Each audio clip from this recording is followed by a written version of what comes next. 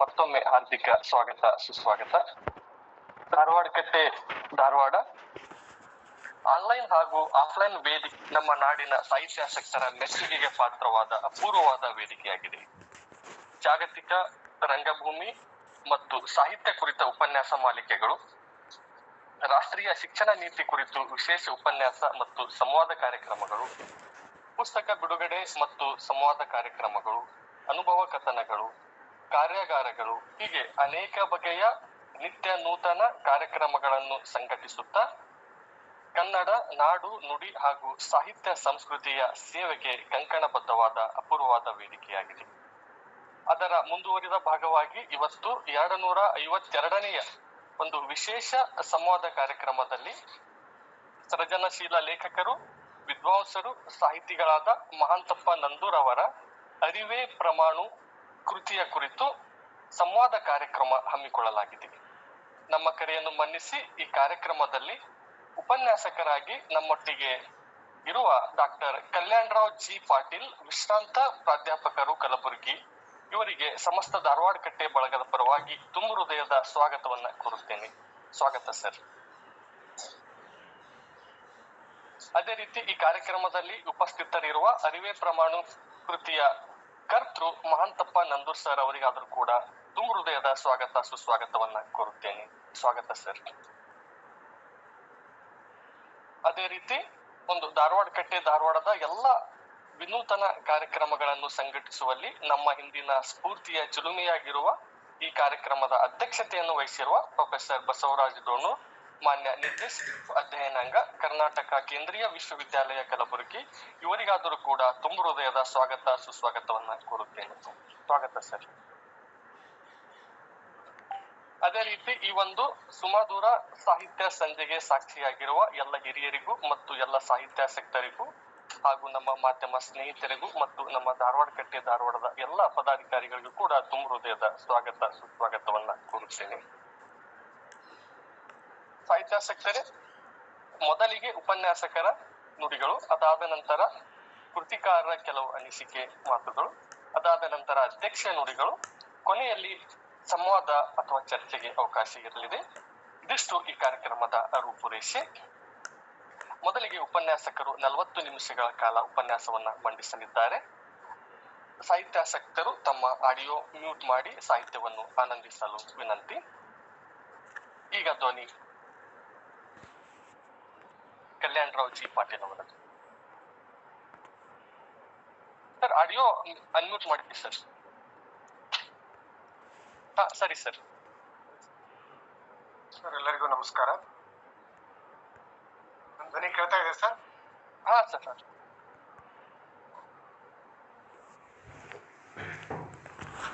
ಈಗ 6 ಗಂಟೆ 11 ನಿಮಿಷ ಆಗಿದೆ. ಅಂದ್ರೆ 6:50ಕ್ಕೆ ನನ್ನ ಮಾತುಗಳು ಮುಗಿಸ್ಬೇಕು. ಎಲ್ಲರಿಗೂ ನಮಸ್ಕಾರ ಸರ್. ನೀವು 1 ಗಂಟೆ ಮಾತಾಡಿದ್ರು ಏನ ತೊಂದರೆ ಇಲ್ಲ. Okay sir, thank you sir.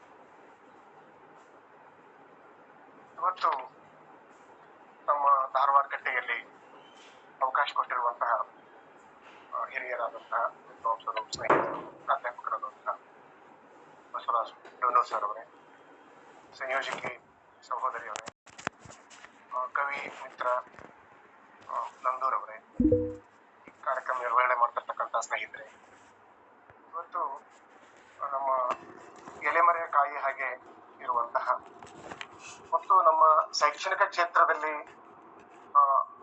ಇರದೇ ಇರುವಂತಹ ಮತ್ತು ಶಿಕ್ಷಕೇತರವಾಗಿದ್ದುಕೊಂಡು ಒಂದು ಅತ್ಯುತ್ತಮವಾದಂತಹ ಸೃಜನಶೀಲ ಗಂಧವೃತದಲ್ಲಿ ತಮ್ಮನ್ನು ತಾವು ತೊಡಗಿಸಿಕೊಂಡಿರುವಂತಹ ಶ್ರೀ ಮಹಾಂತಪ್ಪ ನಂದೂರ್ ಅವರ ಕುರಿತು ಒಂದೆರಡು ಮಾತು. ಮೊದಲಿಗೆ ನಾನು ನನ್ನ ಮಾತುಗಳನ್ನು ಒಂದು 10 ಘಟಕಗಳಲ್ಲಿ ಮಾಡಿಕೊಂಡಿದ್ದೇನೆ. ಮೊದಲು ಪರಿಚಯವನ್ನು, ಸಂಕ್ಷಿಪ್ತ ಪರಿಚಯವನ್ನು 3-4 ನಿಮಿಷದಲ್ಲಿ, ಕೃತಿಗಳ ಪರಿಚಯ, ಅವರ ಇಡೀ ಕೃತಿಯ ಒಂದು ವಸ್ತು ವಿನ್ಯಾಸ, ಕೃತಿಯ ಶಿಲ್ಪ ವಿನ್ಯಾಸ, ಅದರ ರೂಪರೇಷೆ, ಕೃತಿಯ ಒಟ್ಟು ಸಾರ ಶಿಲ್ಪ, ಪ್ರಮುಖ ಸನ್ನಿವೇಶಗಳ ಒಂದು ನಿರ್ವಹಣೆ, ಒಂದು ಪಾತ್ರಗಳ ಚಿತ್ರಣ ಹೇಗಿದೆ ಅನ್ನೋದು, ಆಮೇಲೆ ಇಲ್ಲಿಗೆ ಭಾಷೆ, ಶೈಲಿ, ಛಂದಸ್ಸು, ಅಲಂಕಾರ, ನಿರೂಪಣಾ ವಿಧಾನ ಹೇಗೆ, ಕೃತಿಯ ಮೌಲ್ಯ ವಿವೇಚನೆ ಮಾಡುವುದು, ಪ್ರಸ್ತುತತೆ, ಈ ಕೃತಿಯ ಹಿಂದಿನ ಅಗತ್ಯತೆ ಏನು, ಈ ಹಂತದಲ್ಲಿ ನಾನು ತಮ್ಮ ಮುಂದೆ ವಿಷಯವನ್ನ ಮಂಡಿಸಲಿಕ್ಕೆ ಪ್ರಯತ್ನ ಮಾಡ್ತೇನೆ. ಮಹಾಂತಪ್ಪ ನಂದೂರ್ ಅವರು ಮೂಲತಃ ಕಲಬುರಗಿ ಸಮೀಪದ ಪಟ್ಟಣ ಅನ್ನುವಂತ ಒಂದು ಹಳ್ಳಿಯ, ಪಟ್ಟಣ ಅಂದ್ರೆ ಪಟ್ಟಣ ನಗರ ಅಲ್ಲ, ಅದು ಹಳ್ಳಿಯ ಊರು. ಇಲ್ಲಿ ಕಲಬುರಗಿ ಹತ್ರ ಡೋಣೂರು ಸಾರಿ ಗೊತ್ತಿರ್ತದೆ, ಕಡೆಗೆ ತಮ್ಮ ವಿಶ್ವವಿದ್ಯಾಲಯಕ್ಕೆ ಹೋಗುವ ಮಾರ್ಗದಲ್ಲಿ ಕಲಬುರಗಿಯಿಂದ ಒಂದು 10-12 ಕಿಲೋಮೀಟರ್ ಅಂತರದಲ್ಲಿ ಪಟ್ಟಣ ಅನ್ನುವಂತ ಒಂದು ಹಳ್ಳಿ ಇದೆ.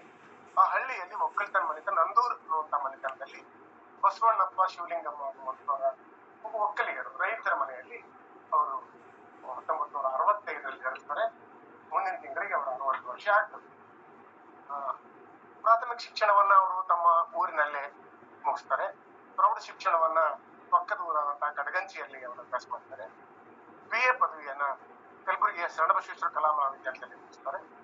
ಆನಂತರ BD ಪದವಿಯನ್ನ ಸಹಿತ ಸರ್ಕಾರಿ ಶಿಕ್ಷಣ ಮಹಾವಿದ್ಯಾಲಯ ಕಲಬುರಗಿಯಲ್ಲಿ ಅವರು ಪೂರೈಸ್ತಾರೆ. ಅದಾದ ನಂತರ MA ಅರ್ಥಶಾಸ್ತ್ರ ಗುಲ್ಬರ್ಗಾ ವಿಶ್ವವಿದ್ಯಾಲಯದಿಂದ ಅವರು ಪಡಿತಾರೆ. ಇಷ್ಟು ಅವರು ಶೈಕ್ಷಣಿಕ ಹಿನ್ನೆಲೆ. ಅವರು ಪದವಿ ಹಂತದಕ್ಕಿಂತ ಮೊದಲೇ ಅವರಿಗೆ ಸ್ವಲ್ಪ ಮನೆಯಲ್ಲಿ ಒಂದು ತಂದೆ ಅವರ ಜಾನಪದ ಕವಿ, ತತ್ವಪದ ಹಾಡುಗಾರ ಆಗಿರೋದ್ರಿಂದ ಮೊದಲಿಂದ ಮನೆಯಲ್ಲಿ ಒಂದು ವಾತಾವರಣ ಇದೆ. ಒಂದು ಪಟ್ಟಣ, ಗಡಗಂಚಿ, ಆಳಂದು ಈ ಭಾಗ ಸ್ವಲ್ಪ ಜಾನಪದ ಕವಿಗಳ ಒಂದು ಒಂದು ಕನ್ನೆ ನೆಲ ಅದು. ನಮ್ಮ ಕಲಬುರಗಿಯಲ್ಲಿ ವಿಶೇಷವಾಗಿ ಆಳಂದ ತಾಲೂಕಿನಲ್ಲಿ ಅನೇಕ ಊರುಗಳು, ಸಲಗರ್ ಅನ್ನುವಂತಹ ಊರು ನೋಡ್ತೇವೆ ನಾವು, ಈಗ ಅದು ಕಮಲಾಪುರ ತಾಲೂಕಿನಲ್ಲಿ ಬಂದಿದೆ.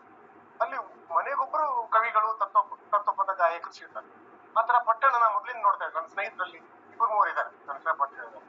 ಆ ಪಟ್ಟಣದಲ್ಲಿ ಮೊದಲೆಲ್ಲ ಬಯಲಾಟಗಳನ್ನ, ನಾಟಕ ಮಾಡೋದು ನಾವು ಚಿಕ್ಕಂದಿನಲ್ಲಿ ಅಲ್ಲಿ ಹೋಗಿ ನೋಡ್ತಿದ್ದೆವು ಪಟ್ಟಣಕ್ಕೆ.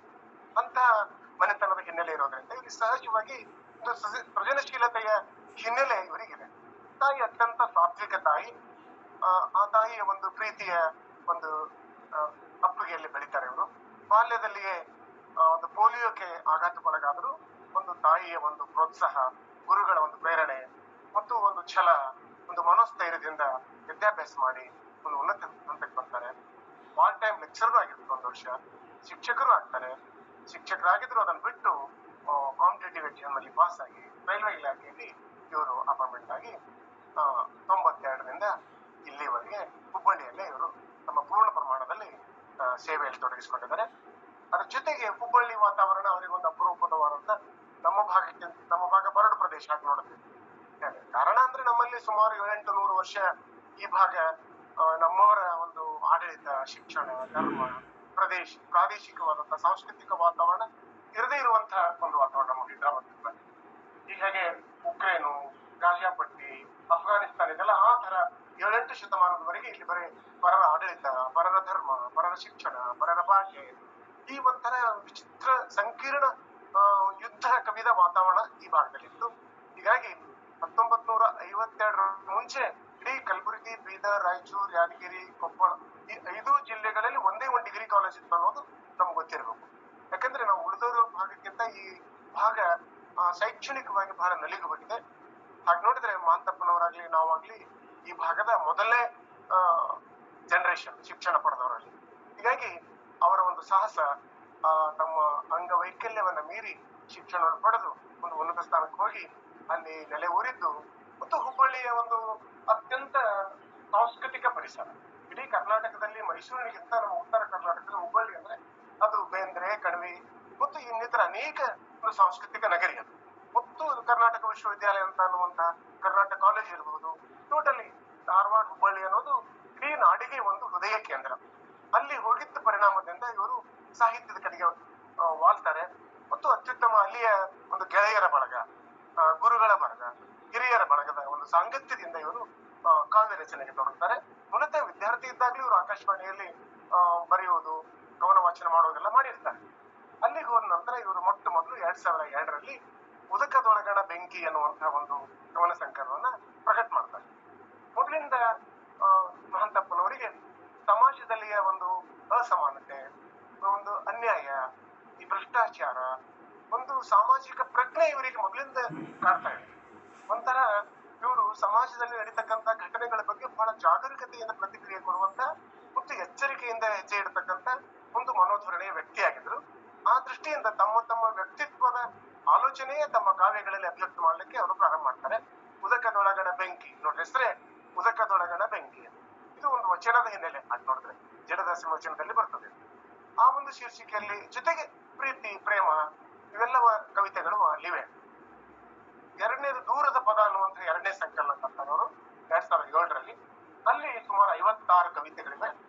56 ಕವಿತೆಯಲ್ಲಿ ಮತ್ತು ಎರಡನೇ ಭಾಗದಲ್ಲಿ ಅನೇಕ ಸುನೀತಿಗಳನ್ನ, ಇವರು ಮೊದಲಿಂದ ಸುನೀತಿಗಳ ಕಡೆ ವಾಲ್ಬಿಡ್ತಾರೆ. ಇಲ್ಲಿ ಎರಡನೇ ಕವನ ಸಂಕಲನಲ್ಲೇ ಸುನೀತ ಬರೆಯುವುದು, ಸಾನೆಟ್ ಏನಂತೀವಲ್ಲ, ಅದರಲ್ಲಿ ಕಾರಣ ಇವರಿಗೆ ಅಲ್ಲಿ ಚನ್ವೀರ್ ಕಣಿವೆಯವರು ಇರ್ಬೋದು, GSS ಇರ್ಬೋದು, ಇತ್ತೀಚೆಗೆ ಎಚ್ ಎಸ್ ವೆಂಕಟೇಶ್ ಮೂರ್ತಿ ಅವರು, ಇವರೆಲ್ಲ ಇವರಿಗೆ ಸುನೀತಗಳ ಬರಲಿಕ್ಕೆ ಮುಖ್ಯ ಪ್ರೇರಣೆ ಆಗಿದ್ದಾರೆ ಅಂತ ನಾವು ಅನ್ಬೋದು. ಅದು ಅವರಿಗೆ ಕೈ ಹಿಡಿತ ಸಿಕ್ಬಿಟ್ಟಿದೆ ಅವರಿಗೆ ಸುನೀತ ಬರೆಯುವುದು. ಯಾಕಂದ್ರೆ ನಮ್ಮ ಕಣಿವೆಯವರು ಅಂದ್ರೆ ಸುನೀತ ಅಂದ್ರೆ ಕಣಿವೆ. ಆ ಕಣಿವೆಯವರ ಪ್ರಭಾವದಲ್ಲಿ ಇವರು ಬಂದಿರೋದ್ರಿಂದ ಮತ್ತು ಅವರ ಅಭ್ಯಾಸದ ಬಲ, ಹೀಗಾಗಿ ಕಾವ್ಯದ ಕಡೆ ಬಹಳ ಆಸಕ್ತಿ ಇರೋದ್ರಿಂದ ಸುನೀತ ರಚನೆ ಇವರಿಗೆ ಒಂದು ಒಗ್ಗು ಬಿಟ್ಟಿದೆ. ಆಮೇಲೆ ಪ್ರಕೃತಿ, ಹೂವು, ಹಸಿರು, ಆಮೇಲೆ ಹೃದಯಕ್ಕೆ ತಂಪನಿಸುವಂತಹ ವಿಚಾರಗಳು, ತಮ್ಮ ಜೀವನ ದೃಷ್ಟಿಕೋನ ಮತ್ತು ಶರಣರ ಒಂದು ಪರಂಪರೆ ಇವರಿಗೆ ಬನಿಗಿರೋದ್ರಿಂದ, ಶರಣ ಸಾಹಿತ್ಯವನ್ನ ಬಾಲ್ಯದಲ್ಲಿ ಮತ್ತು ಕಾಲೇಜ್ ಮಟ್ಟದಲ್ಲಿ ಓದಿರೋದ್ರಿಂದ ಆ ಹಿನ್ನೆಲೆಯಲ್ಲಿ ಕವನಗಳನ್ನು ಬರಲಿಕ್ಕೆ ಶುರು ಮಾಡ್ತಾರೆ. ಎರಡನೇ ಕವನ. ಮೂರನೇ ಕವನ ಸಂಕಲನ ಜೀವ ಕೊಡಲು. ಇದನ್ನು ಜೀವ ಕೊಡಲು ಅನ್ನೋದು ಒಂದು ನೋಡಿದ ಹೃದಯ, ಅದು ಉದಕ, ಅದು ಆ ತರನೇ ಬರ್ತದೆ. ಇಲ್ಲಿ ಸಹಿತ ಅವರು ಇದಕ್ಕೆ ಬಹಳ ದೊಡ್ಡ ದೊಡ್ಡ ಸಾಹಿತಿಗಳು ಇವರಿಗೆ ಬೆನ್ನಿಗೆ ನಿಲ್ತಾರೆ.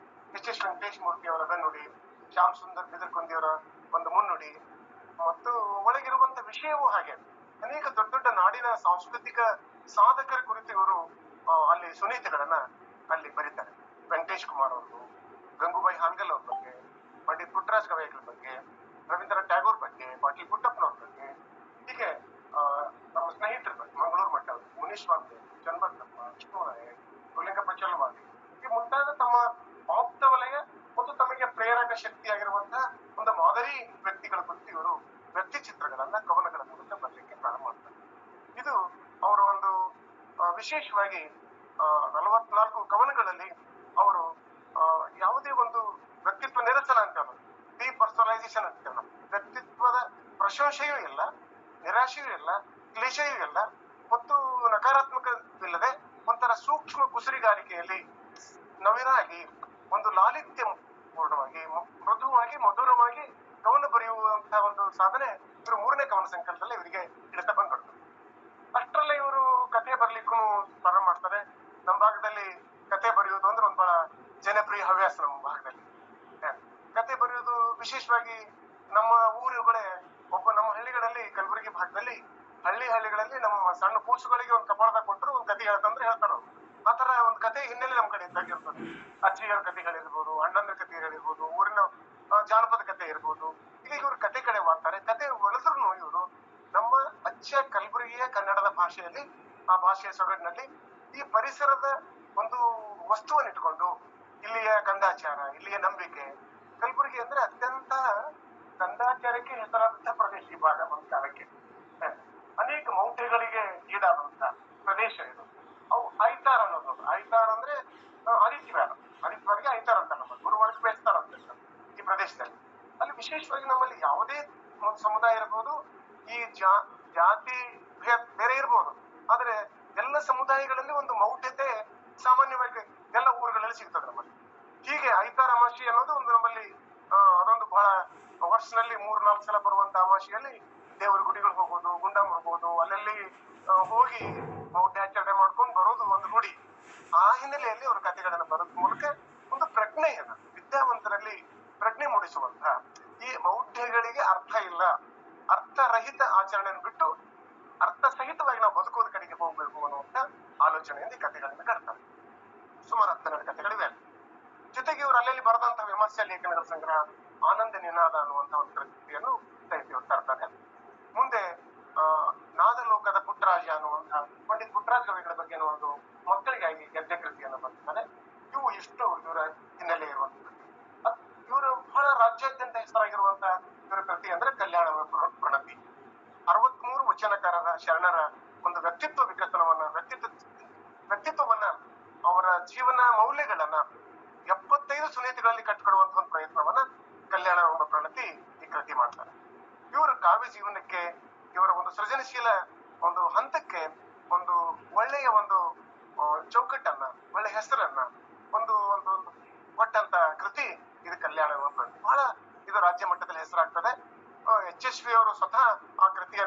ಪ್ರಕಾಶನ ಪ್ರಕಟ ಮಾಡಿದ್ದು ಬಹಳ ಹೆಮ್ಮೆ ಅನಿಸ್ತದೆ. ಜೊತೆಗೆ ಇವರು ಇಷ್ಟೇ ಕೂಡಾರ್ದೆ ಅಲ್ಲಿ ಸುಮ್ಮನೆ ಕೂಡುವಂತಹ ವ್ಯಕ್ತಿ ಅಲ್ಲಿ ಅವರು ಸದಾ ಸಕ್ರಿಯವಾಗಿರುವಂತವ್ರು, ಉತ್ಸಾಹಶಾಲಿ ವಿದ್ಯಾರ್ಥಿ ಇದ್ದಾಗಲೂ ನಾನು ಅವ್ರದ್ದು ನೋಡ್ತೇನೆ. ನಾವು ನನ್ಕಿಂತ ಒಂದು 3-4 ವರ್ಷ ಜೂನಿಯರ್ ನಮ್ಮ ಸೆಂಟ್ ಕಾಲೇಜ್ನಲ್ಲಿ. ನಾನು ಫೈನಲ್ ಇದ್ದಾಗ ಇವರು ಫಸ್ಟ್ ಇಯರ್ ಇದ್ದಾಗ ಆಗ್ಲೇ ಬಹಳ ಕ್ರಿಯಾಶೀಲ ಇದ್ರು ಅವರು.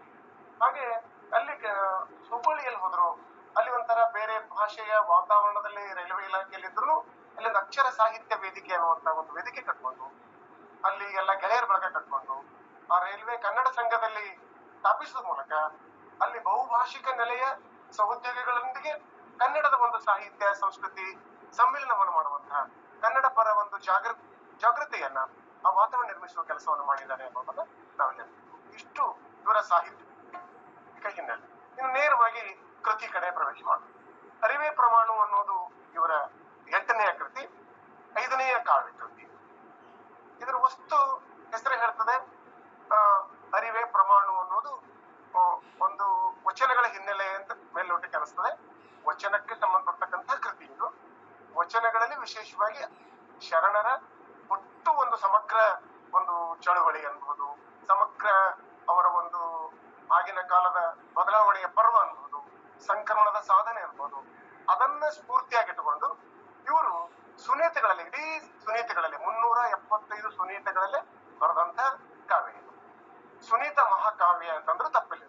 ಯಾಕಂದ್ರೆ ನಮ್ಗೆ ಚಂಪು ಮಹಾಕಾವ್ಯ, ಷಟ್ಪದಿ ಮಹಾಕಾವ್ಯ, ತ್ರಿಪದಿ ಮಹಾಕಾವ್ಯ ಅಂತೀವಲ್ಲ ನಾವು. ಹಾಗೆ ಇದು ಸುನೀತ ಮಹಾಕಾವ್ಯ ಅಂದ್ರೂ ಅಡ್ಡಿಗಿಲ್ಲ. ಸುನೀತೆಗಳ ಪದ್ಯ ಕಾವ್ಯ ಅಲ್ಲ, ಸುನೀತೆಗಳ ಒಂದು ಅತ್ಯಂತ ಅದ್ಭುತವಾದಂತ 375 ಸುನೀತೆಗಳಲ್ಲಿ ಸುನೀತ ಅಂದ್ರೆ ವಿಚಾರ ನೋಡ್ರಿ, ಒಂದು 14 ಸಾಲಿನ ಪದ್ಯ. 14 ಸಾಲಿನ ಪದ್ಯ ಅದು ವಚನ ತರ ಬರ್ತಾರ, ಬಿಡಿ ಬಿಡಿ ಬಿಡಿಯಾಗಿ ಬರೆಯುವಂತ ವ್ಯಕ್ತಿ ಚಿತ್ರಕ್ಕೆ ಹೇಳಿ ಮಾಡಿಸಿದಂತ ಅದು ಒಂದು ಒಳ್ಳೆ ಸಾತ್ವಿಕ ಒಂದು ಮೌಲ್ಯವನ್ನ ಸಾದರಪಡಿಸುವಂತ ಒಂದು ರೂಪ, ಅದು ಕಾವ್ಯ ರೂಪ.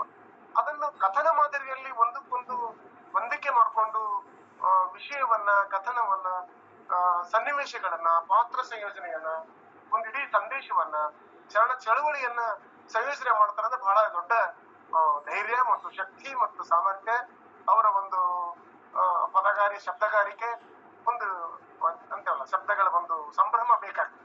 ಅದಕ್ಕೆ ಅವರು ಹಿನ್ನೆಲೆ ಇದೆ. ಇವರು ಕುಮಾರ ವ್ಯಾಸರನ್ನು ಸರಿಯಾಗಿ ಓದ್ಕೊಂಡಿದ್ದಾರೆ, ಹರಿಹರನ್ನು ಸರಿಯಾಗಿ ಓದ್ಕೊಂಡಿದ್ದಾರೆ, ವಚನಗಳನ್ನು ಓದ್ಕೊಂಡಿದ್ದಾರೆ, ಬೇಂದ್ರೆಯವರ ಪ್ರಭಾವ ಇದೆ, ಚನ್ನವೀರ ಕಣಿವೆಯವರ ಪ್ರಭಾವ ಇದೆ. ಹೀಗೆಲ್ಲ ಒಂದು ಸಾಹಿತ್ಯಿಕ ದಟ್ಟವಾದ ಪ್ರಭಾವ ಇದ್ದಾಗ ಮಾತ್ರ ಇಂಥ ಕಾವ್ಯ ಬರ್ಲಿಕ್ಕೆ ಸಾಧ್ಯ ಆಗ್ತದೆ. ಸುಮ್ಮನೆ ಕಾವ್ಯ ಬರ್ಲಿಕ್ಕೆ ಆಗಲ್ಲ.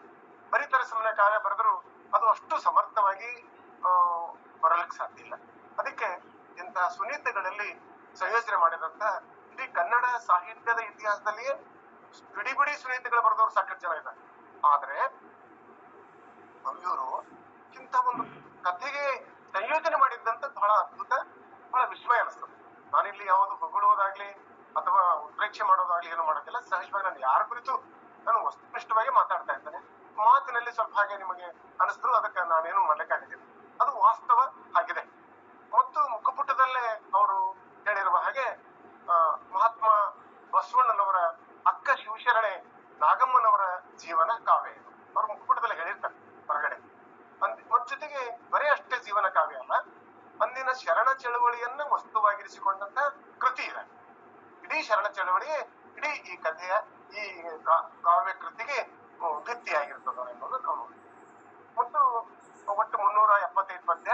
ಇದು ಮೊದಲು 2019ರಲ್ಲಿ ಮುದ್ರಣ ಆಗಿತ್ತು. ನಂತರ 3 ವರ್ಷ ನಂತರ 2022 ಮತ್ತೆ ಮರುಮುದ್ರಣ ಆಗಿದೆ. ಈಗ ಮತ್ತೆ ಇನ್ನೊಂದು 3ನೇ ಮುದ್ರಣ ಆಗುವ ಹಂತದಲ್ಲಿದೆ. ಇನ್ನೊಂದು ವಿಶೇಷವಾಗಿ ಈ ಕೃತಿ ಬಂದಾಗ ನಾಡೋಜಿ ಚನ್ನವೀರ ಕಣಿವೆಯವರು, ನಮ್ಮ ಹಿರಿಯ ಕವಿ ಡಾಕ್ಟರ್ ಎಚ್.ಎಸ್. ವೆಂಕಟೇಶ ಮೂರ್ತಿ ಅವರು, ಬಸು ಬೇವಿನಗಿಡದವರು, ಸಿ.ಎಂ. ಮುನಿಸ್ವಾಮಿ ಅವರು, ಕುಮಾರ್ ಬೇಂದ್ರೆ ಅವರು, ಸಿ.ಎಸ್. ಭೀಮರಾಯ್ ಅವರು, ಇವರೆಲ್ಲ ಈ ಕೃತಿ ಕುರಿತು ಬಹಳ ಒಳ್ಳೆ ಅಭಿಪ್ರಾಯ ಸ್ಪಂದನವನ್ನು ನೀಡಿದ್ದಾರೆ. ವಿಶೇಷವಾಗಿ ಅಂದ್ರೆ ಅಲ್ಲಿ ನಮ್ಮ ಹುಬ್ಬಳ್ಳಿಯ ಹಿರಿಯ ಸ್ನೇಹಿತರು ಪ್ರೊಫೆಸರ್ ಶಿವಪುತ್ರ ಪಾಶಿ ಅನ್ನೋರು ಇಡೀ ಈ ಕೃತಿಯನ್ನು ಕುರಿತು, ಅರಿವೇ ಪ್ರಮಾಣ ಕುರಿತು ಮತ್ತೊಂದು ಕೃತಿ ಹೇಗೆ ರಾಮಾಯಣ ದರ್ಶನಂ ಬರ್ತಿದಾರಲ್ಲ, ರಾಮಾಯಣ ದರ್ಶನಂಗೆ ದೇಶೇಗೌಡರು ಸರಳವಾದಂಥದ್ದು ಮಾಡಿದ್ರಲ್ಲ, ಮತ್ತೆ ನಮ್ಮ ಹರಿಹರನ್ ರಗಳೆಗಳನ್ನ ಸದಾನಂದ ಪಾಟೀಲ್ರು ಹೇಗೆ ಮಾಡಿದ್ರಲ್ಲ, ಹಾಗೆ ಅರಿವೇ ಪ್ರಮಾಣ ಕೃತಿಯನ್ನು ಪೂರ್ತಿ, ಅದು 200 ಪುಟದ ಮೂಲ ಕೃತಿ ಇದ್ರೆ 250 ಪುಟಗಳಲ್ಲಿ ಇಡೀ ಎಲ್ಲ ಪದ್ಯಗಳನ್ನ, ಎಲ್ಲ ಸುನೀತೆಗಳನ್ನ ಸರಳಾನುವಾದ ಮಾಡಿ ಒಂದು 25 ಪುಟಗಳ ಪ್ರಸ್ತಾವನೆಯನ್ನು ಬರೆದು ಕೃತಿಯನ್ನ ಅಲ್ಲಿ ಪ್ರಕಟ ಮಾಡಿದ್ದಾರೆ. ಅದು ಬಹಳ ನಮ್ಮ ಕಲಬುರಗಿಯ ಸಿದ್ಧಲಿಂಗೇಶ್ವರ ಪ್ರಕಾಶನದಿಂದ ಬಂದಿದೆ. ಅದು ಒಂದು ವಿಶೇಷವಾದ ಸಾಧನೆನೇ ಆಗಬೇಕು. ಇಷ್ಟು ಈ ಕೃತಿಯ ಹಿನ್ನೆಲೆ. ಮತ್ತು ಈ ಕೃತಿಗೆ ನಾಡಿನ ಅತ್ಯಂತ ಒಳ್ಳೆ ಹೆಸರಿದೆ. ಬೆಟ್ಟದೂರು ಪ್ರಶಸ್ತಿ ಬಂದಿದೆ, ಗುಲ್ಬರ್ಗ ವಿಶ್ವವಿದ್ಯಾಲಯ ಪ್ರಶಸ್ತಿ ಬಂದಿದೆ, ಶರಣ ಸಾಹಿತ್ಯದ ಒಂದು ಸುತ್ತೂರು ಶ್ರೀಗಳ ಶಿವರಾತ್ರೀಶ್ವರ ಪ್ರಶಸ್ತಿ ಬಂದಿದೆ. ಮತ್ತು ಇನ್ನೊಂದು ವಿಶೇಷ ಅಂದ್ರೆ 2023 ಕೇಂದ್ರ ಸಾಹಿತ್ಯ ಅಕಾಡೆಮಿಯ ಅಂತಿಮ ಆಯ್ಕೆಯಾದಂತಹ 10 ಕೃತಿಗಳಲ್ಲಿ ಮೊದಲನೇ ಕೃತಿ ಇದಾಗಿತ್ತು ಅನ್ನೋದು ನಾವು ಗಮನಿಸಬೇಕು. ಅದು ಕಾಕತಾಳೀಯವಾಗಿ ಆಗಿಲ್ಲ, ಅದು ಬೇರೆ. ಇಷ್ಟು ಈ ಕೃತಿಯ ಹಿನ್ನೆಲೆ. ಇನ್ನು ಈ ಕೃತಿಯ ಒಟ್ಟು ಇದರ ವಿನ್ಯಾಸ ಹೇಗಿದೆ ಅಂದ್ರೆ, ಇದು ಒಂದು 12ನೇ ಶತಮಾನದ ಕಾಲೈಕ್ಯ ಅಂತೇವಲ್ಲ ನಾವು, ಇದು ಕಾಲೈಕ್ಯ. ಸ್ಥಳ ಇದು ಬಾಗೇವಾಡಿ, ಇಂಗಳೇಶ್ವರ, ಕೂಡಲ ಸಂಗಮ, ಮಂಗಳವೇಳೆ, ಕಲ್ಯಾಣ, ಸೊನ್ನಲಿಗೆ, ಉಳುವಿ, ತರೀಕೆರೆ. ಅಂದ್ರೆ ಶರಣರು ನಡೆದಾಡಿದ ನೆಲದಲ್ಲಿ ಓಡಾಡುವ ಕಾವ್ಯ ಇದು. ಇದು ಒಂದು ಸ್ಥಳೈಕ್ಯನೇ ಅನ್ಬೋದು. ಕಾಲೈಕ್ಯ, ಸ್ಥಳೈಕ್ಯ, ಕ್ರಿಯೈಕ್ಯ, ಇಡೀ ಶರಣ ಚಳುವಳಿಯೇ ಇಡೀ ಈ ಕೃತಿಯ ಭಿತ್ತಿ. ಹೀಗೆ 3 ಕಾಲೈಕ್ಯ, ಸ್ಥಳೈಕ್ಯ, ಕ್ರಿಯೈಕ್ಯಗಳ ಸಮನ್ವಯ ಇದರಲ್ಲಿದೆ. ಈ ಇಡೀ ಕೃತಿಯ ಒಂದು ಶಿಲ್ಪ ವಿನ್ಯಾಸದ ಹಿನ್ನೆಲೆಯಲ್ಲಿದೆ ಅನ್ನೋದನ್ನ ನಾವು ಇಲ್ಲಿ ಗಮನಿಸಬೇಕು. ಒಟ್ಟು ಸಾರಾಂಶವನ್ನ, ಈ ಕೃತಿಯ ಸಾರಾಂಶವನ್ನ ಸ್ವಲ್ಪ ಒಂದು 10 ನಿಮಿಷದಲ್ಲಿ ನಾವು ಎಲ್ಲರಿಗೂ ಮನದಟ್ಟು ಮಾಡಬೇಕಾಗ್ತದೆ. ಒಟ್ಟು ಏನಾಗಿದೆ ಇಡೀ ಕೃತಿಯಲ್ಲಿ 375 ಪದ್ಯಗಳಲ್ಲಿರುವಂತ ಕಥೆ ಏನು ಅಂತಂದ್ರೆ, ಇಲ್ಲಿ ಬಾಗೇವಾಡಿ ಅಗ್ರಹಾರ ಬರ್ತದೆ. ಅಲ್ಲಿ ಬಾಗೇವಾಡಿಯ ಊರಿನ ಚಿತ್ರಣ ಕೊಡ್ತಾರೆ.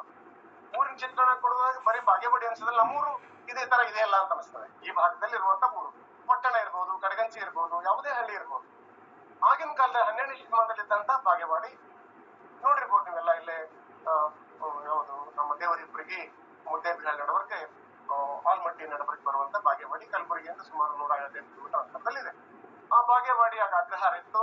ಅದರ ಮಾದರಸ ಅದರ ಅಗ್ರಹಾರ ಅಧಿಪತಿ ಇದ್ದ. ಅವನು ಒಂದು ವೈದಿಕ ಹಿನ್ನೆಲೆಯಲ್ಲಿ ಬಂದಂತವರು. ಮೊದಲಿಗೆ ಅವರು ಮತ್ತು ವೈದಿಕ ಹಿನ್ನೆಲೆ, ಪುರುಷ ಪ್ರಭುತ್ವ, ಪುರೋಹಿತಶಾಹಿ ಈ ಹಿನ್ನೆಲೆ ಆಗಿತ್ತು 12ನೇ ಶತಮಾನದಲ್ಲಿ. ಅದು ವಾಸ್ತವ. ಅದು ಸರಿಯೋ ತಪ್ಪು ಅನ್ನೋದು ಆತ್ಮದ್ ಬೇರೆ. ಆ ಹಿನ್ನೆಲೆಯಲ್ಲಿ ಆ ವ್ಯಕ್ತಿ ಮಾದರಸ ಸಹಜವಾಗಿ ಗಂಡು ಮಗು ಹುಟ್ಟಬೇಕನ್ನುವಂತಹ ಒಂದು ಅಭಿಲಾಷೆಯನ್ನು ಹೊಂದಿರ್ತಾನೆ. ಆದ್ರೆ ಆ ಸಂದರ್ಭದಲ್ಲಿ ಅವನ ಆಶೆಗೆ ಮೀರಿ ಹೆಣ್ಮಗು ಜನಿಸಿರ್ತದೆ. ಆ ಹೆಣ್ಮಗು ಜನಿಸಿದಾಗ ಅವನಿಗೆ ಸ್ವಲ್ಪ ನಿರಾಶೆ ಆಗ್ತದೆ. ಮಾದಲಾಂಬೆ ಅವಳಿಗೂ ಸ್ವಲ್ಪ ದುಃಖ ಆಗ್ತದೆ. ಎಲ್ಲ ಗಂಡು ಅಂತ ಹೇಳ್ತಿದ್ರು ನನ್ನ ಗಂಡ, ಆದ್ರೆ ಹೆಣ್ಣು ಹುಟ್ಟಿದ್ದು ಅಂತ ಅವಳು. ಆದ್ರೂ ಅವಳು ಒಂದು ಒಳತೋಟಿ. ಅದೆಲ್ಲ ಬಹಳ ಬಹಳ ಸೂಕ್ಷ್ಮವಾಗಿ ಅವರು ಅಲ್ಲಿ ವಿಶ್ಲೇಷಣೆ ಮಾಡಿದ್ದಾರೆ. ಆದ್ರೂ ಅವಳು ಮತ್ತೆ ಮನೆಯಲ್ಲಿ ಚಿಕ್ಕತ್ತ ಇರ್ತಾಳ. ಅಂದ್ರೆ ಮಾದರಸನ ಸಹೋದರಿ ಇರ್ತಾಳೆ. ಅವಳು ಚಿಕ್ಕಂದಿನಲ್ಲೇ ವಿಧವೆ ಆಗ್ತಾಳೆ. ಆ ವಿಧವೆ ಆದಾಗ ಅವಳನ್ನ ನಡೆಸಿಕೊಳ್ಳುವಂತಹ ಒಂದು ಪುರೋಹಿತ ಮನೆತನ ಅಥವಾ ಒಂದು ವೈದಿಕ ಮನೆತನದಲ್ಲಿ ವಿಧವೆಯಾದ ಹೆಣ್ಮಗಳನ್ನ ಹೇಗೆ ಮಾಡ್ತಾರೆ ಅನ್ನೋದು ಅಲ್ಲಿ ಬಹಳ ವಾಸ್ತವಿಕವಾಗಿ ಚಿತ್ರಣ ಮಾಡ್ತಾರೆ. ಮಗು 5-6 ವರ್ಷದ ಮಗು ತನ್ನ ಅತ್ತೆಗೆ ಮಾಡುವಂತಹ ಮಾನಸಿಕ ಹಿಂಸೆ, ಅವಳ ತಲೆಯನ್ನ ಹೀಗೆ ಇದು ಮಾಡೋದು, ಅವಳಿಗೆ ವಿಧವೆ ಪಟ್ಟ ಕಟ್ಟಿ ಅವಳಿಗೆ ಅವಮಾನ ಮಾಡೋದು ನೋಡಿ ಬಹಳ ಮಾನಸಿಕವಾಗಿ ನಾಗಲಾಂಬಿಕೆಗೆ ಅಥವಾ ನಾಗಾಯಿಗೆ ಬಹಳ ಆಘಾತ ಆಗ್ತದೆ. ಸಣ್ಣ ಚಿಕ್ಕವಳಿದ್ದಾಗೆ ತನ್ನ ಹೆಣ್ಮಕ್ಳಿಗೆ ಏಕೆ ಈ ತರ ಹಿಂಸೆ ಎನ್ನುವುದು ಅವಳ ಮೇಲೆ ಬಹಳ ದೊಡ್ಡ ಪರಿಣಾಮ ಆಗ್ತದೆ. ಮುಂದೆ ಅದೇ ಸಂದರ್ಭದಲ್ಲಿ ಅವಳು ತನ್ನ ತಾಯಿಯ ತವರೂರು ಇಂಗಳೇಶ್ವರಕ್ಕೆ ಹೋಗುವಾಗ ಅಲ್ಲಿ ದೇವಸ್ಥಾನಕ್ಕೆ ಹೋಗ್ತಾಳೆ. ದೇವಸ್ಥಾನದಲ್ಲಿ ಆ ಗುಡಿ ಪೂಜಾರಿ ಪ್ರಸಾದವನ್ನ ಈಗ ಒಗೆದು ಕೊಡ್ತಾನೆ. ಅವನು ಇಷ್ಟು ಮುನಕ್ಕೆ ಪ್ರೀತಿಯನ್ನು ಕೊಡೋದಿಲ್ಲ ಅವನು. ಅಂದ್ರೆ ಇಲ್ಲೆಲ್ಲ ಶೂದ್ರರು, ಹಿಂದುಳಿದವರು, ಅಸ್ಪೃಶ್ಯರಿಗೆ ಮುಟ್ಟಿ ಕೊಡೋದಿಲ್ಲ.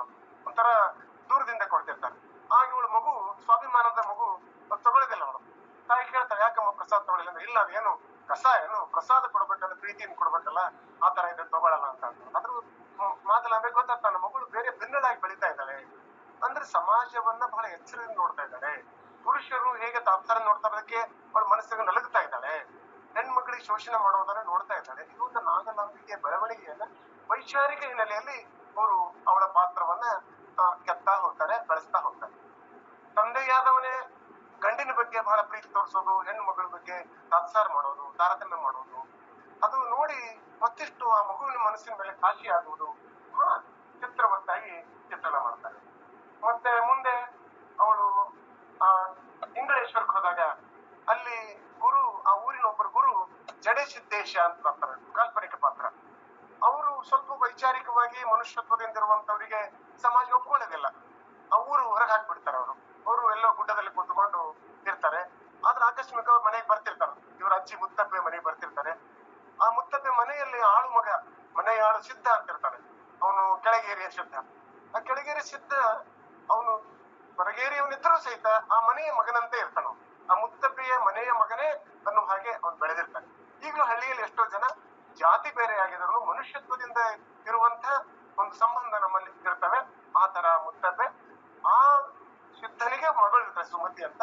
ಆ ಸುಮತಿ ನಾಗಲಾಂಬಿಕೆ ಗೆಳತಿಯರ ನೋಡ್ರಿ, ಹೇಗೆ ಬಾಲ್ಯದಲ್ಲಿಯೇ ಒಂದು ಜಾತಿಯನ್ನ ಮೀರಿದಂತ ಒಂದು ಸ್ನೇಹವನ್ನ ಆ ನಾಗಲಾಂಬಿಕೆ ಬೆಳೆಸ್ತಾನೆ.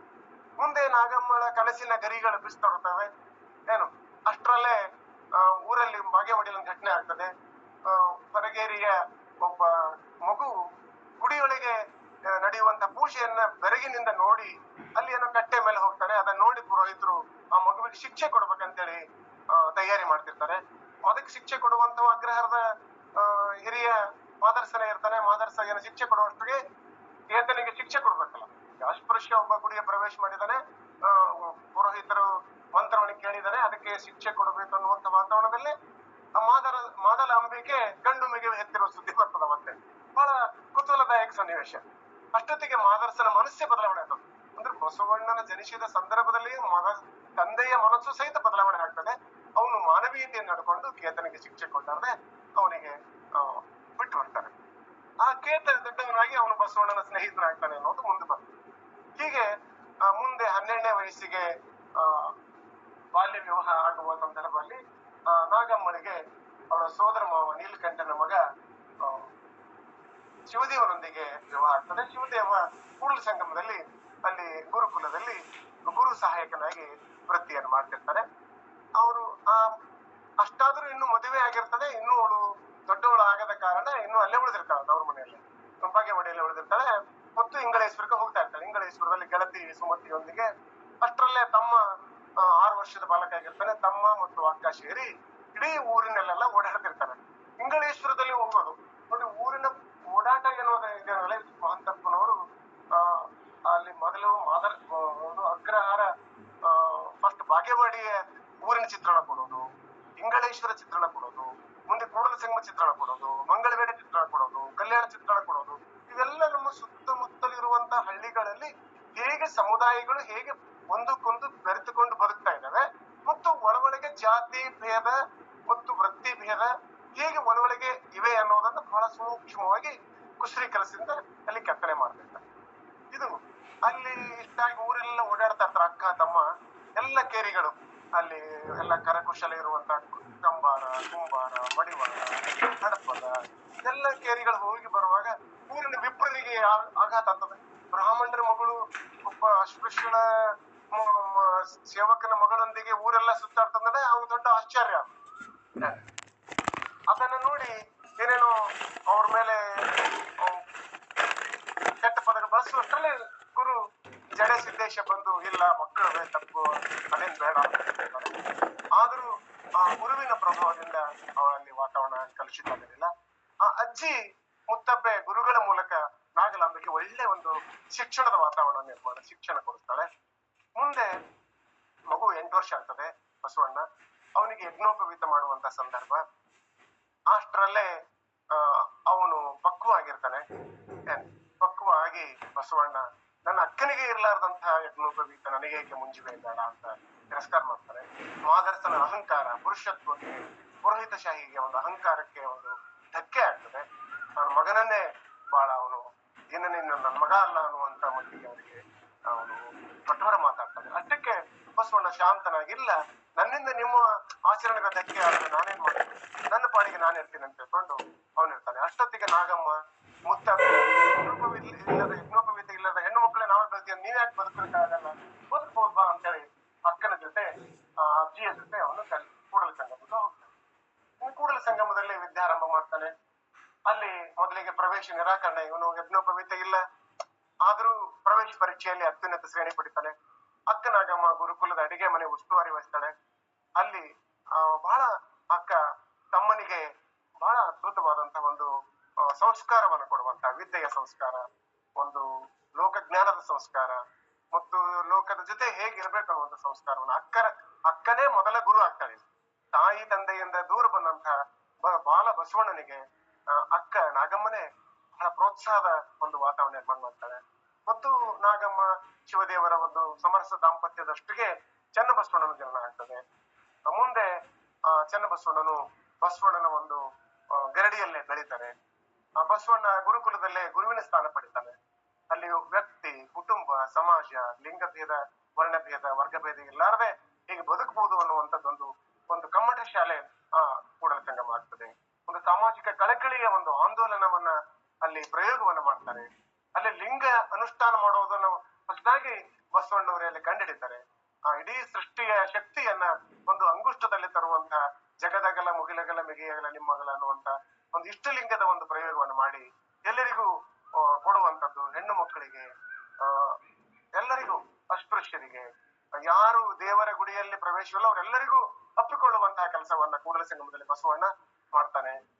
ಅಕ್ಕ ನಾಗಮ್ಮ, ಮುತ್ತಬ್ಬೆಯರೆಲ್ಲ ಅವನ ಪ್ರಭಾವಕ್ಕೆ ಒಳಗಾಗ್ತಾರೆ. ಒಂದು ಕಮ್ಮಟ ಶಾಲೆ, ಕೂಡಲ ಸಂಗಮವೇ ಒಂದು ಕಮ್ಮಟ ಶಾಲೆ ಆಗ್ಬಿಡ್ತದೆ, ಒಂದು ಪ್ರಯೋಗ ಶಾಲೆ ಆಗ್ತದೆ. ಕಲ್ಯಾಣದಲ್ಲಿ ನಡೆಯುವಂತ ಎಲ್ಲ ಒಂದು ಪೂರ್ವ ತಯಾರಿ, ಸಿದ್ಧತೆ ಮಂಗಲ ವೇಳೆಯಲ್ಲೇ ಇದು ಕೂಡಲ ಸಂಗಮ ನಡೀತದೆ. ಅಷ್ಟೊತ್ತಿಗೆ ಇವರು ಪದವಿ ಪ್ರದಾನ ಸಮಾರಂಭ ನಡೀತದೆ. ಅಷ್ಟೊತ್ತಿಗೆ ಘಟಿಕೋತ್ಸವಕ್ಕೆ ಇವರ ಸೋದರ ಮಾವ ಬಲದೇವ ಅಲ್ಲಿ ಅತಿಥಿಯಾಗಿ ಕೂಡಲ ಸಂಗಮ ಗುರುಕುಲಕ್ಕೆ ಬರ್ತಾರೆ. ಸೋದರಳಿಯ ಬಸವಣ್ಣನ ಒಂದು ವಾಕ್ಚಾತುರ್ಯ, ಅವನ ವಿದ್ವತ್ತು, ಅವನ ಪ್ರತಿಭೆ ಕಣ್ಣಾರೆ ಕಂಡು ಅವನು ವಿಸ್ಮಿತನಾಗ್ತಾನೆ. ಅಷ್ಟೊತ್ತಿಗೆ ಮುತ್ತಬ್ಬೆ ತನ್ನ ಮಗನಿಗೆ ಹೇಳಿ, ಅವನ ಮಗಳು ನೀಲಗಂಗೆ ಅಂತಿರ್ತಾರೆ. ನೀಲಗಂಗೆ, ನೀಲಾಂಬಿಕಾ ಗಂಗಾಂಬಿಕಾ ಎರಡು ಸೇರಿ ನೀಲಗಂಗೆ ಒಂದೇ ಪಾತ್ರ ಆಗಿದೆ. ಆ ನೀಲಗಂಗೆಯನ್ನ ಬಸವಣ್ಣನ ಕೊಡು ಅಂತೇಳಿ ಅಜ್ಜಿ ಮುತ್ತಬ್ಬೆ ಹೇಳಿದಾಗ ಆ ಮಗ ಒಪ್ಕೊಳ್ತಾನೆ. ಇಂಥ ಪ್ರತಿಭಾವಂತ ಹಳೆಯ ಸಿಕ್ಕನ ಅಂತೇಳಿ ಅವನು ಸಂಭ್ರಮ ಪಡ್ತಾನೆ. ಮತ್ತೆ ದಾಂಪತ್ಯ ಮತ್ತೆ ಅವರ ಕುಟುಂಬ ಒಂದಾಗ್ತದೆ. ಮಾದಲಾಂಬಿಕೆಯರು ಜೊತೆ ತಮ್ಮ ಒಂದು ವಿಪ್ರೋತ್ತಮರು ಅನ್ನುವಂತ ಒಂದು ತಲೆಯಲ್ಲಿರ್ತಕ್ಕಂಥದ್ದನ್ನ ಅಹಂಕಾರ ತೆಗೆದು ಅವರು ಸರಳವಾಗಿ ಇವ್ರ ಜೊತೆ ಮತ್ತೆ ಕರೀತಾರೆ. ನಡೀತಾರೆ. ಇಲ್ಲಿಂದ ಕೂಡಲ ಸಂಗಮದಿಂದ ಅಕ್ಕ, ಶಿವದೇವ, ಮುತ್ತಬ್ಬೆ, ಅಲ್ಲಿ ಗಣೇಶಿದ್ದ ಎಲ್ಲರೂ ಹೋಗುವರು ಮಂಗಳ ವೇಳೆಗೆ ಹೋಗ್ತಾರೆ. ಮಂಗಳ ವೇಳೆಯಲ್ಲಿ ಕರಣಿಕರ ವೃತ್ತಿ ಶುರು ಆಗ್ತದೆ. ಕರಣಿಕರ ವೃತ್ತಿಯಲ್ಲಿ ಬಹಳ ಚಾಟಿ ಚಿಕ್ಕತೆ ಕೆಲಸ ಮಾಡಿ ಲೆಕ್ಕ ಭಾರದಲ್ಲಿ ಲೆಕ್ಕ ಇಡೋದ್ರಿಂದ ಅರಸ ಮೆಚ್ಚಿ ಇವರಿಗೆ ಭಂಡಾರಿ ಪದವಿಯನ್ನು ಕೊಡ್ತಾರೆ. ಅಷ್ಟೊತ್ತಿಗೆ ಕಲ್ಯಾಣದಲ್ಲಿ ತೈಲಪ್ಪನ ಅಗಲಿಕೆಯಿಂದ ಬಿಜ್ಜಳ ಸಾಮಂತ ಬಿಜ್ಜಳ ಸಾಮ್ರಾಟ್ನಾಗ್ಬೇಕಂದ್ರೆ ಕಲ್ಯಾಣ ಕಡೆ ಪ್ರವೇಶ ಮಾಡ್ತಾರೆ. ಕಲ್ಯಾಣ ಕರ್ಕೊಂಡು ಬಸವಣ್ಣನು ಸಹಿತ ಕಲ್ಯಾಣಕ್ಕೆ ಹೋಗ್ತಾರೆ. ಕಲ್ಯಾಣದಲ್ಲಿ ದಂಡಾಧೀಶನಾಗ್ತಾರೆ ಬಸವಣ್ಣ. ಅಲ್ಲಿ ಸಿದ್ಧರಸನ ಕೊಲೆಯೂ ಆಗ್ಬಿಡ್ತದೆ. ಅದನ್ನ ಅವ್ರು ಮಂಚರಸರು ಇಲ್ಲಿ ಶರಣರೇ ಮುಚ್ಚಿ ಬಿಜ್ಜಳನ್ನು ಕೊಲೆ ಮಾಡಿದ್ರು ಅನ್ನುವಂತ ಒಂದು ಆರೋಪ ಮಾಡ್ತಾರೆ. ಬಸವಣ್ಣನನ್ನ ಕಲ್ಯಾಣದಿಂದ ಬಿಡಿಸ್ಲೇಬೇಕು, ಗಡಿಪಾರು ಮಾಡ್ಬೇಕಂತ ಆದೇಶ ಆಗ್ತದೆ. ಬಸವಣ್ಣ ಅಕ್ಕ ತಮ್ಮ ಎಲ್ಲ ಬಳಗಕ್ಕೆ ಹೇಳಿ ಕಲ್ಯಾಣದಿಂದ ಕೂಡಲ ಸಂಗಮದ ಕಡೆ ಹೋಗ್ತಾರೆ. ಅಷ್ಟೊತ್ತಿಗೆ ಅಲ್ಲೆಲ್ಲ ಸೈನ್ಯ, ಹೊಸ ಸಾಮ್ರಾಜ್ಯ, ಹೊಸ ಒಂದು ರಾಜಕೀಯ ವಾತಾವರಣದಲ್ಲಿ ವಚನಗಳನ್ನ ಶರಣರನ್ನ ಕಗ್ಗೊಲೆ ಮಾಡುವಂತಹ ಒಂದು ವಾತಾವರಣ ಏರ್ಪಡುತ್ತದೆ. ಅಂತ ಸಂದರ್ಭದಲ್ಲಿ ಅಕ್ಕ ನಾಗಮ್ಮ ವಚನಗಳ ರಕ್ಷಣೆ ಮಾಡಬೇಕು ಮತ್ತು ಶರಣರ ರಕ್ಷಣೆಯನ್ನು ಮಾಡಬೇಕು ಅನ್ನುವಂತಹ ಒಂದು ಪವಿತ್ರವಾದ ಮಣಿಹಕ್ಕೆ ತೊಡಗಿದಂತ ಅಕ್ಕ ಮಡಿವಾಳ, ಚನ್ನಬಸವಣ್ಣ ಉಳಿದೆಲ್ಲ ಶರಣರನ್ನ ಕಟ್ಟಿಕೊಂಡು ತಲೆ ಮೇಲೆ ಬುತ್ತಿ ಕಟ್ಟಿಕೊಂಡಾಗೆ ವಚನಗಳ ಕಟ್ಟಿಕೊಂಡು ಗುಡಿಯಲ್ಲಿ ಕೂಸುಗಳನ್ನ ಕಟ್ಟಿ ಅಲ್ಲಿ ಅಂತ ಕಷ್ಟದ ದಿನಗಳಲ್ಲಿ ನೋಡಿ ಹಿಂದೆ ಸೈನಿಕರು ಬರ್ತಾರೆ. ಅವರನ್ನ ಉಳಿಸಬಾರ್ದು ಅನ್ನುವಂತ ರಾಕ್ಷಸೀ ಪ್ರವೃತ್ತಿಯಿಂದ ಅವರನ್ನ ಕಂಡಲ್ಲಿ ಹೊಡೆಯುವಂತ ಹಿಂದೆ ಪಡೆ ಬರ್ತಾ ಇದೆ. ಆದ್ರೂ ಇವರನ್ನ ಕಟ್ಟಿಕೊಂಡು ಹೋಗ್ತಾ ಇದ್ದಾರೆ. ಕಾಡು ಮೇಡು ಎಷ್ಟೆಲ್ಲ ಕಷ್ಟ, ಅದಕ್ಕೆಲ್ಲ ಧೈರ್ಯಶಾಲಿಯಾದಂತಹ ನಾಗಮ್ಮನ ನೇತೃತ್ವ ಉಳಿವಿ ಹೋಗ್ತಾರೆ. ಬರುವ ದಾರಿಯಲ್ಲೆಲ್ಲ ಒಬ್ಬೊಬ್ಬರು ಹಿರಿಯರೆಲ್ಲ ಲಿಂಗಕ್ಕೆ ಆಗ್ತಾ ಹೋಗ್ತಾರೆ. ಉಳಿವಿಯಲ್ಲಿ ಬಂದಾಗ ಚನ್ನಬಸವಣ್ಣ ಸಹಿತ ಅಗಿಬಿಡ್ತಾರೆ. ಬಹಳ ಹೆತ್ತ ಕರುಳಿಗೆ ಆಘಾತ ಆಗ್ತದೆ ನಾಗಮ್ಮನಿಗೆ. ಈಗ ಒಂದ್ ಕಡೆಯಲ್ಲಿ ತನ್ನೆದುರಿಗೆ ತಮ್ಮ ತನ್ನ ನಡೆದ ಕೂಸು ಮತ್ತು ತನ್ನ ಪರಿವಾರ ಎಲ್ಲವೂ ಅವಸಾನ ಆದಾಗ ಅವಳು ಮತ್ತೆ ಅಲ್ಲಿ ಉಳುವಿಯಿಂದ ಬಿಟ್ಟು ಅಲ್ಲಿ ತರೀಕೆರೆ ಕಡೆಗೆ ಹೋಗ್ತಾಳೆ. ತರೀಕೆರೆಯಲ್ಲಿ ಅವಳು ಮತ್ತೆ ಅಲ್ಲಿ ತನ್ನ ಪ್ರಯತ್ನವನ್ನ ಮಹಾಮನೆ ನಿರ್ಮಾಣ ಮಾಡಿ ಎಷ್ಟು ಸಾಧ್ಯದಷ್ಟು ವಚನಗಳನ್ನ ಪ್ರಚಾರ ಮಾಡುವಂತ ವಚನಗಳನ್ನ ಮನಸ್ಸಿಗೆ ಮುಟ್ಟಿಸುವಂತ ಮತ್ತೆ ಶರಣರ ಮಣಿಯವನ್ನ ಅಲ್ಲಿ ಪ್ರಯೋಗದಲ್ಲಿ ತರುವಂತ ಪ್ರಯತ್ನ ಮಾಡ್ತಾ ಅವಳು ಅಲ್ಲೇ ಸಮಾಧಿ ಸ್ಥಿತಿಗೆ ಹೊರಗೆ. ಇಷ್ಟು ಕತೆ ಟೋಟಲಿ ಇಡೀ ಇಲ್ಲಿ ಅರಿವೆ ಪ್ರಮಾಣದಲ್ಲಿ ಬರುವಂತ ಒಟ್ಟು ಕತೆ, ದೀರ್ಘವಾದಂತ ಕತೆ. ಇದು ವಿಶೇಷವೇನಿಲ್ಲಿ ಇನ್ನು ಇದರಲ್ಲಿ ನಾವು ಹೇಳ್ತಾ ಹೋದ್ರೆ ಇಲ್ಲಿ ಒಂದು ಸುಮಾರು ಸನ್ನಿವೇಶಗಳಿವೆ. ನಾನು ಈ ಇಡೀ ಕೃತಿಯಲ್ಲಿ ಒಂದು ಸನ್ನಿವೇಶಗಳನ್ನ ಲೆಕ್ಕ ಹಾಕಿದ್ರು. 50 ಸನ್ನಿವೇಶ. ಒಂದೊಂದು ಸನ್ನಿವೇಶ ಕನಿಷ್ಠ ಅಂದ್ರೆ ಒಂದು 2 ನಿಮಿಷ ಮಾಡ್ಬೇಕಾಗ್ತದ ಬೇಡಾಗ. ಸದ್ಯ ಇದರಲ್ಲಿ ಒಂದು 4-5 ಸನ್ನಿವೇಶ ತಮ್ಮ ಮುಂದೆ ಹೇಗೆ ವರ್ಣನೆ ಮಾಡ್ತಾರೆ ಕವಿಯವರು, ಆ ಸನ್ನಿವೇಶಗಳ ನಿರ್ವಹಣೆ ಮತ್ತು ವರ್ಣನಾ ವೈಖರಿ ಹೇಗಿದೆ ಅನ್ನೋದನ್ನ ಸ್ವಲ್ಪ ಸಾಂಕೇತಿಕವಾಗಿ ಒಂದೆರಡು ತಮ್ಮ ಮುಂದೆ ಸಮಕ್ಷಮಕ್ಕೆ ತರಲಿಕ್ಕೆ ಪ್ರಯತ್ನ ಮಾಡ್ತಾರೆ. ಮೊಟ್ಟ ಮೊದಲಿಗೆ ಒಂದು ಹೆಣ್ಣಿನ ಒಳತೋಟಿ, ಮಾದಲಾಂಬೆ ತಾಯಿಯ ಒಳತೋಟಿ ತನ್ನ ಹೇಗಿರ್ತದೆ ಅನ್ನೋದನ್ನು ಒಂದು ಮಾತೃ ವಾತ್ಸಲ್ಯದ ಮನೋಭಾವದ ಕವಿ ಆದವನಿಗೆ ಮಾತ್ರ ಇದು ಗೊತ್ತಾಗ್ತದೆ. ಪರಕಾಯ ಪ್ರವೇಶ ಅಂತೀವಲ್ಲ, ಮತ್ತೊಬ್ಬರ ಮನಸ್ಸಿಗಾದಂತ ನೋವು, ಆಘಾತ, ಅವರ ಒಂದು ವೇದನೆ ಸಂವೇದನೆ ಹೇಗಿದೆ ಅನ್ನೋದಕ್ಕೆ ಇಲ್ಲಿ ಕೊಡ್ತಾರೆ. ಹೆಣ್ಣು ಹೆರುವ ನೋವು ಹೆರಿಗೆ ನೋವಿಗಿಂತ ಘೋರ. ನೋಡಿ, ಹೆಣ್ಣು ಹೆರುವ ನೋವು ಹೆರಿಗೆ ನೋವಿಗಿಂತ ಘೋರ. ಏನು ನೀಡಲಿ ರಾಯನಿಗೆ ಉತ್ತರ? ಎಲೆ ಮಾದಲೆ ಕರುಳು ಬಳ್ಳಿ ಹಸಿಗೆ ಹೆಣ್ಣು ಗಂಡೆಂಬುದುಂಟೆ, ಕಣ್ಣು ಕಾಣುವ ಬೆಳಕಲಿ ಭಾವಭೇದ ಉಂಟೆ, ಪ್ರಕೃತಿ ಪುರುಷ ಈ ಲೋಕದ ಸಮವೇ ಸಾಗಬೇಕು ಓಟ. ಹೀಗೆ ಅವಳು ಹೇಳ್ತಿರ್ತಾಳೆ. ಅವಳ ಮಾತು ನೋಡಿದ್ರೆ ಈಗಲೂ ಸಹಿತ ಎಷ್ಟೋ ಜನ ಹೆಣ್ಣು ಹುಟ್ಟಿದ್ರೆ ಹುಣ್ಣು ಹುಟ್ಟಿತು ಅನ್ನುವಂಥದ್ದು, ಹೆಣ್ಣು ಯಾಕೆ ಹುಟ್ಟಿತು ಅನ್ನುವಂಥದ್ದು, ಸ್ತ್ರೀ ಭ್ರೂಣ ಹತ್ಯೆಗಳ ಕಾಲದಲ್ಲಿ ನಾವು ಬರುತ್ತಾ ಇದ್ದೀವಿ. 12ನೇ ಶತಮಾನದಲ್ಲಿ ಎಷ್ಟು ಆಘಾತ ಆಗಿರ್ಬೋದು, ಎಷ್ಟು ಅದರದೊಂದು ವ್ಯವಸ್ಥೆ ಅಧೋಗತಿ ಹಿಡಿದಿರ್ಬೋದು ಅನ್ನೋದನ್ನ ಅನೇಕ ಇಲ್ಲಿ ಘಟನೆಯನ್ನು ನೋಡ್ತೇವೆ. ಆದ್ರೂ ಅಲ್ಲಿ ಪುರೋಹಿತರು ಒಂದು ಹುಟ್ಟಿನ ಆಧಾರದ ಮೇಲೆ ಮಾಡ್ತಕ್ಕಂಥ ಕುಲ ಸೂಚಕ, ಪುರುಷ ಸೂಚಕ, ಸ್ತ್ರೀ ಸೂಚಕ, ಹೆಸರು ಕೋಶಗಳೊಳಗೆ ಕುಲದ ಪಾಷಾಣ ಪುರುಷ ಪಾಶ, ಹೆಸರಿನ ಎಳೆಯಿಂದಲೇ ತಣ್ಣಗೆ ಬಾಲೆಯ ಕೊಲೆ. ಹೆಸರಿಡ್ತಾ ಇಡ್ತಾನೆ ಒಂದು ಬಾಲೆಯನ್ನ ಹೇಗೆ ಅವರು ಆಹುತಿ ಮಾಡ್ತಾರೆ ಅನ್ನುವಂಥದ್ದು ಸೂಕ್ಷ್ಮವಾದಂತಹ ಎಳೆಯನ್ನ ಇವರು ಉಳಿಯುವುದೇನು ಅಳಿಯುವುದೇನು ಎದೆಗಪ್ಪಿದ ಸುಖ, ಎದೆಗಪ್ಪಿಕೊಂಡು ಬದುಕುವುದು ಬಹಳ ಮುಖ್ಯ ಅನ್ನೋದು ಆ ತಾಯಿ ಅಲ್ಲಿ ತನ್ನ ಕಾವ್ಯದಲ್ಲಿ, ಅಲ್ಲಿ ಸನ್ನಿವೇಶದಲ್ಲಿ, ಸಂಭಾಷಣೆಯಲ್ಲಿ ಕತ್ತಲೆ ಚಡಪಡಿಸುತ್ತಿದೆ ಬಿಡುಗಡೆಗಾಗಿ, ಸರಿ ಸಮಯಕ್ಕೆ ತೊಳೆಯುತ್ತಿದೆ ಬೆಳೆಗಂಟಿದ ಅಸ ವಿಷಯದ ಕೊಳೆ, ಹರಿಯುತ್ತಿದೆ ಸಮ ಬೆಳಕಿನ ಹೊಳೆ. ಹೀಗೆ ನಾಗಮ್ಮನ ಮನಸ್ಸಿನಲ್ಲಿ ಹೇಗೆ ಒಳತೋಟಿ ಬದಲಾವಣೆ ಆಗ್ತದೆ, ಬೆಳಿತಾಳೆ ಅನ್ನುವಂಥದ್ದನ್ನ ಅನ್ಕೊಂಡು. ಇನ್ನು ಚಿಕ್ಕತ್ತೆ ಮನೆಯಲ್ಲಿರ್ತಕ್ಕಂಥ ಮಾದರಸರ ಸಹೋದರಿ ವಿಧವೆ ಆಗ್ತದೆ. ವಿಧವೆ ಆದಾಗ ಒಂದು ಸುದ್ದಿ ಬರ್ತದೆ, ಚಿಕ್ಕತ್ತೆ ವಿಧವೆಯಾದಳಂತೇಳಿ.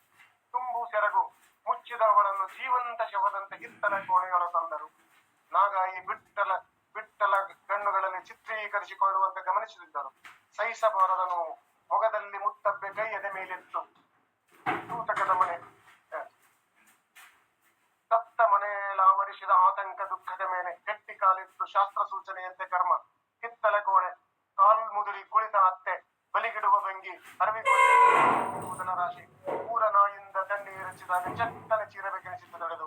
ನಡೆಯಲಾರದ ಮೈ ನಡುಕ, ತುಳುಸಾದ ಕೂದಲು ರಾಶಿ ಮೇಲೆ ಕತ್ತಿ ಆಡುವಾಗ ಮಿಡುಕುತ್ತಿದ್ದವು ಬೆರಳು. ಕತ್ತರಿಸುತ್ತಿರುವುದು ಹೆರಳು ಹೆಂಗರುಳು, ಸಹಿಸಲಾರದೆ ಸಹು ಕಣ್ಣೀರಾಗಿ ಸುರಿದು ಒದ್ದೆಯಾದ ಮೈ ಬಟ್ಟೆ. ಸಹಗಮನವೇ ಬೇಕಿತ್ತು, ಒಮ್ಮೆಲೆ ಸಾಯುತ್ತಿದ್ದೆ. ಕುಂಕುಮ ಬಳಸಿ ಬಳೆಯೊಡೆದು ಹಾವು ಸಾಯಿಸಲು ಹುತ್ತ ಬಡಿದಂತೆ ಬಡಿ. ಹೀಗೆ ಹಾವು ಸಾಯಿಸಲು ಹುತ್ತ ಬಡಿದಂತೆ ಅಂತ ಅನ್ನುವಂಥದ್ದು ಎಷ್ಟು ಸೂಕ್ಷ್ಮವಾದ ರೂಪಕ. ಒಂದು ರೂಪಕಗಳ ಒಂದು ಸಾಮ್ರಾಜ್ಯವೇ ಇಲ್ಲಿದೆ. ಇಡೀ ಕಾವ್ಯದ ಉದ್ದಕ್ಕೂ ಬಹಳ ಸೂಕ್ಷ್ಮವಾದಂತಹ ಬಹಳ ಪ್ರತಿಮಾ ರೂಪಗಳಂತ ತರ್ತಾರೆ. ಕುಮಾರವ್ಯಾಸನ ಪ್ರಭಾವ ಇವ್ರ ಮೇಲೆ ಆಗಿದೆ ಅಂತ ಬಹಳ ಸಲ ನನಗೆ ಅನಿಸ್ತಿರ್ತದೆ. ಸರಿ, ಅನೇಕ ಘಟನೆಗಳು ಮನೆಯಲ್ಲೇ ಭೇದ ಭಾವ ನಡೆದಾಗ ನೋಡಿ, ಮನೆಯಲ್ಲೇ ದೇವರ ಕೋಣೆ, ಹೆಣ್ಣು ಹೋಗಬಾರದ ಸ್ಥಳ, ಉಚ್ಚರಿಸಬಾರದ ಮಂತ್ರ, ಅಚ್ಚರಿಗೊಂಡ ನಾಗಲ ತೆರೆದಳು ಕೋಣೆಯ ಕಲ. ಕತ್ತಲು ಒಳ ಹಚ್ಚಿಟ್ಟ ದೀಪದ ಮಿಣುಕಲ್ಲಿ ಅರಗು ಕಂಡು ಬೆಳ್ಳಿ ಬಂಗಾರ ಮೂರ್ತಿಗಳು. ಎತ್ತಿಟ್ಟ ನೈವೇದ್ಯಕ್ಕೆ ಇರುವೆ ಸಾಲು, ಕೈ ಮುಟ್ಟಿದರು ದೇವರುಗಳು ಸಿಡಿದೇಳಲಿಲ್ಲವೆನ್ನುವ ಸಮಾಧಾನ. ಗುಡಿ ಗುಡ್ಡ ಮನೆ ದೇವರು ಇನ್ನೆಷ್ಟೋ, ಮತ್ತೆ ಬಾಗಿಲು ಮುಚ್ಚಿ ನೋಡಿದ ತಾಯಿ ಮುಖದಲ್ಲಿ ಮುಗುಳ್ನಗು ಬಾಯಿ ಹೀಗೆ ಮನೆಯಲ್ಲಿ ಸಹಿತ ಹೇಗೆ ಭೇದ ಭಾವ ಅನ್ನೋ ಇತ್ತು ಆಗಿನ ವಾತಾವರಣ ಅನ್ನೋದು ಇಲ್ಲಿ ಹೇಳ್ತಾರೆ. ಇದು ಈಗಿನ ಕಾಲ ಅಲ್ಲ, ನಾವು ಕಾವ್ಯ ಓದ್ತಾ ಹೋದ್ರೆ 12ನೇ ಶತಮಾನಕ್ಕೆ ಹೋಗ್ಬೇಕು. ಮತ್ತೆ ಈಗಿನ ಕಾಲದಲ್ಲಿ ಹೀಗಿದೆ ಅಂತ ಅನ್ನೋದು ಅರ್ಥ ಇಲ್ಲ. ಮತ್ತೆ ಅಲ್ಲಿ ಬಾಲಕೇತ, ಅಸ್ಪೃಶ್ಯ ಕೇರಿಯ ಕೇತ, ಮಗು ಗೊತ್ತಿಲ್ಲಾರ್ದೆ ತಪ್ಪು ಮಾಡಿರ್ತದೆ. ಆ ಗುಡಿಯ ಬಾಗಿಲೊಳಗೆ ಇಣುಕಿರ್ತಾನೆ. ಅದೇ ದೊಡ್ಡ ಘಟನೆ ಆಗಿ ಹೀಗೆಲ್ಲ ಮಾಡ್ತಾರೆ. ಬಾಲಕೇತ ಏನೆಂದು ತಿಳಿಯದೆ ಗುಡಿಯ ಬಾಗಿಲು ಇಣುಕಿದ, ಕಟ್ಟಿಸಿದವರವರನ್ನು ಕೇಳಿದೆನೆಂದು ವೇದ. ಒಕ್ಕರ್ಲ ಒತ್ತಡ ಕಿವಿಗೆ ಸುಡುವ ಸೀಸ ಸುರಿಸಬೇಕೆಂದು, ಏನೋ ಅರಿಯದ ಬಾಲ ಮುಗ್ಧದೇ ಜೀವ, ಅಂತಃಕರಣ ಅಲಿಗಿದಂತೆ ದನಿದಗ್ಧ. ಹೆಬ್ಬಂಡೆಗಳಿಗೆ ತಿಳಿ ನೀರು ತಲೆ ಎಳೆದಂತೆ ಇಬ್ಬನಿದಂತೆ ಅಂತಃಕರಣ ಅಪ್ಪನೆದ ಮೇಲೆ. ಅಮ್ಮನಿಗೂ ಇಂದು ಅಕ್ಕರೆಯಿಂದ ಕರೆದ ದನಿ, ಏನೋ ನಯವಿತ್ತು ಭಾಷೆಯಲ್ಲಿ ವಿನಯವಿತ್ತು.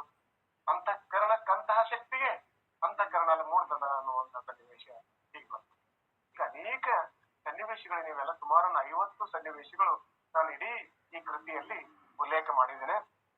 ಅವೆಲ್ಲವನ್ನ ನಾನು ಮುಂದೆ ಲೇಖನವನ್ನ, ದೀರ್ಘ ಲೇಖನ, ಇದ್ರ ಮೇಲೆ ಹೇಗೆ 250 ಪುಟದ ಪುಸ್ತಕ ಬರೆದರು ಆಶಿಯವರು, ನಾನೊಂದು 50 ಪುಟದ ಲೇಖನ ಬರೆಯುವ ಸಾಧ್ಯತೆ ಇದೆ.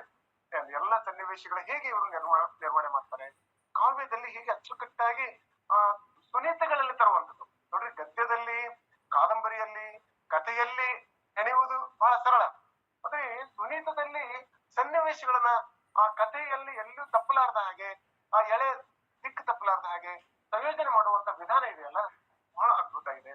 ಹೀಗೆ ಅನೇಕ ಗುಡಿಗಳಿಗೆ ಭೇದ ಭಾವ ಮಾಡುವಂತ ಪ್ರಸಂಗ, ಜಡೆಸಿದ್ದರೊಂದಿಗೆ ಮಗು ಮಾತಾಡುವ ಸಂದರ್ಭ, ಬಸವನ ಜನನದ ಸಂಭ್ರಮ, ಅಲ್ಲಿ ತಾಯಿ ಮಾದಲಾಂಬೆಗೆ ಎಷ್ಟು ಖುಷಿ ಪಡ್ತಾಳೆ ಮಗ ಹುಟ್ಟಿದಾಗ ಅನ್ನುವಂಥದ್ದು ಅದೊಂದು ಬಹಳ ನೋಡ್ಬೇಕು, ಬಹಳ ಮಹತ್ವದ ಒಂದು ಪದ್ಯ. ಅವ್ರಿಗೆ ಎಷ್ಟು ಖುಷಿ ಆಗ್ತದೆ ಅನ್ನುವಂಥದ್ದು, ಒಬ್ಬ ತಾಯಿಗೆ ಸಾರ್ಥಕ್ಯ ಭಾವ ಹೇಗೆ ಮೂಡ್ತದೆ. ಕಣ್ಸ್ಪರ್ಶದ ಮನಸ್ಪರ್ಶವು ತನುಸ್ಪರ್ಶದ ಸ್ಫೂರ್ತಿ. ನೋಡಿ ಹೇಗೆ ಪದಗಳು ಹೇಗೆ ಬರ್ತಾವ ನೋಡಿ ಅವರಿಗೆ. ಆ ಪದಗಳ ಜಾಲ ಏನಿದೆಯಲ್ಲ, ಹರಿಹರ, ಕುಮಾರವ್ಯಾಸ, ವಚನಕಾರರನ್ನ, ಕೀರ್ತನಕಾರರನ್ನ, ರತ್ನಾಕರಣಿಯನ್ನು ಓದಿಕೊಂಡ್ರೆ ಮಾತ್ರ ಕವಿಗೆ ಇಂಥ ಒಂದು ಶಬ್ದ ಸಾಮರ್ಥ್ಯ ಸಿಗ್ಲಿಕ್ಕೆ ಸಾಧ್ಯ. ವೊಕ್ಯಾಬ್ಯುಲರಿ ಪವರ್ ಅಂತೀವಲ್ಲ, ಅದು ಮಹಂತಪ್ಪನವರಿಗೆ ಬಹಳ ಸಮರ್ಥವಾಗಿ, ಅವ್ರ ಕನ್ನಡ ಇಲ್ಲ ಇನ್ನೊಂದು ಭಾಷೆ ಐಚ್ಛಿಕ ಪದವರಲ್ಲ ಅವರು, ಆದ್ರೂ ಒಂದು ಅಭ್ಯಾಸದ ಬಲ. ಒಬ್ಬ ಕವಿಗೆ ಒಂದು ಅಭ್ಯಾಸ ಅದು ಹೇಗೆ ಅವನಿಗೆ ಪರಿಶ್ರಮಕ್ಕೆ ಒಂದು ಫಲ ಕೊಡ್ತದೆ. ಕಣ್ಸ್ಪರ್ಶದ ಮನಸ್ಪರ್ಶವು ತನುಸ್ಪರ್ಶದ ಸ್ಫೂರ್ತಿ, ತನ್ನ ಮನೋಮೂರ್ತಿ ಕಣ್ ತುಂಬಿದ ಆನಂದಕ್ಕೆ ಆಲಿಂಗನ ಮೂಲಕ ಎದೆಯಂದಕ್ಕೆ ಹೂಬೆರಳಿನ ತರಪರಿಚಿದ ಹಸಿಗಾಯದ ಮಾದೆ, ನಸುನಗತಲಿ ತುಟಿಯಂಚಲಿ ತುಳುಕಾಡಿದ ಮಾದಲಾಂಬೆ, ನೆಲೆಗೊಳ್ಳಲು ದಾಂಪತ್ಯ ಹೊಸ ಹಾದಿರಲಿ. ಆ ಸನ್ನಿವೇಶ ಕೇಳ್ತಾ ಅದು ಆನಂದ ಪಡುವುದೇ ಬಹಳ ಸಹೃದಯ ಸ್ಪಂದನೆ. ಅದನ್ನು ಓದ್ತಾ ಹೋದ್ರೆ ಅರ್ಥ ಆಗಲ್ಲ ಅಂತಲ್ಲ, ಅದನ್ನು ಸವಿಬೇಕು. ಆ ಘಟನೆ, ಆ ದೃಶ್ಯ, ಆ ತಾಯಿಗಾದಂತಹ ಖುಷಿ, ಮತ್ತು ಹೆತ್ತ ಹೆರಿಗೆಯ ನೋವು, ಹೆರಿಗೆ ಆದ ನಂತರ ತಾಯಿ ಪಡ್ತಕ್ಕಂಥ ಸಂಭ್ರಮ ಏನಿದೆಯಲ್ಲ, ಅದು ಬಹಳ ಅದ್ಭುತವಾದಂತಹ ಒಂದು ತಮ್ಮ ಮನೆಯಲ್ಲಿ ತಮ್ಮ ದಾಂಪತ್ಯದ ಘಟನೆಯೇ ಇಲ್ಲಿ ತಂದಿದ್ದಾರೆ ಅಂತ ಅನಿಸ್ತದೆ. ಅರೆಗಳಿಗೆಯ ಆಡಂಬರದ ಆಕರ್ಷಣೆಯ ಕಂಗಿಂಚು, ಮರುಗಳಿಗೆಗೆ ಕವಿದು ಕತ್ತಲಿಗೆ ಅತ್ತಲ ಹೊರತು ಹಾದಿ, ದಾರಿಗಾಣದ ಗಾವಿಲನಂತೆ. ಹೀಗೆ ಚರ್ಚೆ ಮಾಡ್ತಾರೆ. ಅಲ್ಲಿ ಆ ಸನ್ನಿವೇಶಗಳನ್ನ ನಿರ್ಮಾಣ ಮಾಡುವಂತದ್ದು, ನಿರ್ವಹಣೆ ಮಾಡೋದು ಬಹಳ ಅಚ್ಚುಕಟ್ಟಾಗಿ ಕಲ್ತಾರೆ. ಮುತ್ತಬ್ಬೆ ಜಡಸಿದ್ದರಿಂದ ನಾಗಾಯಿಗೆ ವಿದ್ಯೆ ಕಲಿಸುವಂತ ಸನ್ನಿವೇಶ, ಬಸವ ಬೆಳೆಯುವಂಥದ್ದು, ಅಲ್ಲಿ ಕನ್ನಡ ಕಲಿಸುವಂತ ವಾತಾವರಣ ನಿರ್ಮಾಣ ಮಾಡ್ತಾರೆ. ಆ 79ನೇ ಪದ್ಯದಲ್ಲಿ ಹೇಗೆ ಕನ್ನಡ ಪ್ರೀತಿ ಕಾಣಿಸ್ತಾರೆ ಈ ಕವಿಗೆ. ಎಳೆಬಾಯಲಿ ತಿಳಿನೀರು ಗಲಗಲನೆ ಎಳೆಯುವಂತೆ, ಮನಕ್ಕೆ ನುಡಿ ಭಾಷೆ ಕನ್ನಡ, ಮನೆಯ ಭಾಷೆ, ಮನದ ಭಾಷೆ, ಊರ ಭಾಷೆ, ಆಡಾಡುತ್ತ ಹಾರ್ಲಾದವು, ಕುಡಿದಾಡುತ್ತ ಕನ್ನಡ, ಚಿಕ್ಕಂದಲಿ ಚಿಕ್ಕಂದವು ತೇಲಾಡಲಿ ತಾಯಿ ಲೋಕವು ಕನ್ನಡ, ಜೀವ ಭಾಷೆ, ಉಶಿರ ಭಾಷೆ, ಹಸಿರ ಭಾಷೆ ಕನ್ನಡ, ಭಾವ ಭಾಷೆ, ನಲಿದ ಭಾಷೆ, ಕನಸು ಭಾಷೆ ಕನ್ನಡ, ಒಡಗೂಡಲು ಒಡಮೂಡಲು ನುಡಿವ ಭಾಷೆ ಕನ್ನಡ, ದೇವ ಭಾಷೆ, ಸ್ವರ್ಗ ಭಾಷೆ, ಮೇಲೆ ಮೇಲೆ ಕಲಿಯಲಿ, ಪ್ರಬುದ್ಧ ಬುದ್ಧಿ ಬಲಿಯಲಿ, ಅವಿತು ಮಗು ಅಕ್ಕನಡಿ, ಜೀವ ರಕ್ಷೆ ಭಯದಲ್ಲಿ, ತಾಯಿ ಹಕ್ಕಿ ಬುಕ್ಕದಲ್ಲಿ ಮರಿ ಹಕ್ಕಿಯಂತೆ. ಹೀಗೆ ಆ ಕನ್ನಡವನ್ನು ಕಲಿಯುವಂತ ವಾತಾವರಣ ಹೇಗಿತ್ತಲ್ಲಿ ಅಲ್ಲಿ, ಮತ್ತು ಸಂಸ್ಕೃತದ ಪರಿಸರದಲ್ಲಿ ಕನ್ನಡವನ್ನು ಹೇಗೆ ಬೆಳೆಸಿದ್ರು ಅಕ್ಕನಾಗಲೆ ಮತ್ತು ಬಸವಣ್ಣ ಆ ಗುರುಕುಲದಲ್ಲಿ ಅನ್ನೋದು ಬಹಳ ಆಕರ್ಷಕವಾದಂತಹ ವಿಷಯ. ಮುಂದೆ ಅವಳಿಗೆ ಬಾಲ್ಯ ವಿವಾಹ ಆಗ್ತದೆ. ಬಾಲ್ಯ ವಿವಾಹ ಆದಾಗ ಅವಳು ನೋಡಿ, ವಯಮುಟ್ಟದ ಮುನ್ನ, ಭಯಹರಿಯದ ಮುನ್ನ ಸಾಗರದೊಳಗೆ ತಳ್ಳಿದರೆ ಅನ್ನ ಈ ಸರಿಯದವಳ ಬಾವಿಗೆ ತಳ್ಳಿದಂತೆ. ಈ ಸರಿಯದವಳಿಗೆ ಬಾವಿ ತಳ್ಳದಂಗ ಆ ಮಗುವಿಗೆ ಮದುವೆ ಮಾಡಿದ್ರು. ತನ್ನಯ್ಯ ಬಾಳು ಮುಳುಗುವ ನಾವೇ, ತಿನ್ನುವ ಅನ್ನಕ್ಕೆ ತರತಮದೊಗ್ಗರಣೆ, ಬೀಸುವ ಗಾಳಿಯಲ್ಲಿ ಅಸಮದ ವಾಸನೆ, ಕೇಳುವ ಶಬ್ದಕ್ಕೆ ಮೇಲು ಕೀಳಿನ ಸೂತಕ, ನುಡಿಯುವ ನುಡಿಗೆ ಭೇದವ ಗಡಿಯು, ತೋರುವ ಬೆಳಕಲ್ಲೂ ವಿಷಮದ ಬಿಂಬ, ಹರಡಿದೆ ವಿಷ ಪಾಶದ ಎಳೆ ಎಳೆಯು ಹಾದಿಯ ತುಂಬ. ಎಷ್ಟು ಪದಗಳ ಒಂದು ಜಾಲ ಏನಿದೆಯಲ್ಲ, ಒಂದು ಸಂಭ್ರಮ, ಒಂದು ಪದಗಳೊಂದಿಗೆ ಆಟ ಆಡ್ತಾ ಕವನ ರಚನೆ ಮಾಡುವುದು ಆ ಕವಿಗೆ ಒಂದು ಅದು ಕೌಶಲ್ಯ ಸಿಕ್ಬಿಟ್ಟಿದೆ. ಆ ಸ್ಕಿಲ್ ಅಂತೇವಲ್ಲ, ಆ ಪದ ರಚನೆಯ ಪದಶೈಲಿಯ ಒಂದು ಹಿಡಿತ ಆ ಕವಿಗೆ ಆಗಿದೆ. ಮುಂದೆ ಬಸವನ ಮುಂಜೆ ಪ್ರಸಂಗ ಬರ್ತದೆ. ಅಲ್ಲಿ ಕೂಡ ಸಂಗಮಕ್ಕೆ ಅಕ್ಕನ ಜೊತೆ ಹೋಗ್ತಾನೆ. ಅಲ್ಲಿ ಶಿವದೇವ ನಾಗಮ್ಮರ ಸಮರಸ ದಾಂಪತ್ಯ, 4-5 ಸಮರಸ ದಾಂಪತ್ಯಗಳ ಸನ್ನಿವೇಶ ಬಹಳ ಬ್ಯೂಟಿಫುಲ್ ಆಗಿ, ಬಹಳ ಸುಂದರವಾಗಿ ಬರ್ತಾರೆ. ಅಲ್ಲಿ ಮಾದಲಾಂಬಿಕೆಯರ ಸಮರಸ ದಾಂಪತ್ಯ, ಶಿವದೇವ ನಾಗಮ್ಮರ ಸಮರಸ ದಾಂಪತ್ಯ, ಮತ್ತು ಬಸವಣ್ಣ ನೀಲಗಂಗೆಯರ ಸಮರಸ ದಾಂಪತ್ಯ. ಹೀಗೆ ಸನ್ನಿವೇಶಗಳು ಆ ಇವೆಲ್ಲ ಓದುಗರು ಬಹಳ ಆಸ್ವಾದನೆ ಮಾಡುವಂತ ಸನ್ನಿವೇಶ.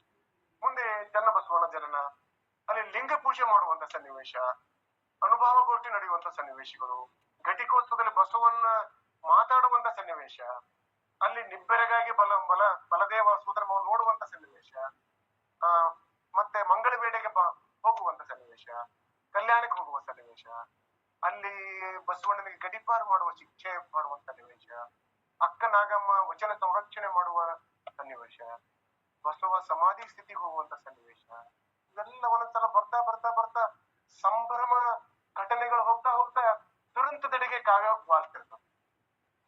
ಅಲ್ಲಿ ಅಕ್ಕನಾಗಮ್ಮಳ ವಚನ ಸಂರಕ್ಷಣೆಯ ಹೊಣೆಯನ್ನು ಹೊರುವಂತ ಸನ್ನಿವೇಶ ನೋಡಿದ್ರೆ ಓದ್ತಾ ಹೋದ್ರೆ ಎಂತ ಪರಿಸ್ಥಿತಿ ಬಂತಲ್ಲ ಬಸವಾದಿ ಶರಣರಿಗೆ ಅಂತೇಳಿ ಸೂಕ್ಷ್ಮ ಸಂವೇದನಾಶೀಲ ಓದುಗನಿಗೆ ಕಣ್ಣೀರು ಬರಿಸುವಂತ ಸನ್ನಿವೇಶ ನಿರ್ಮಾಣ.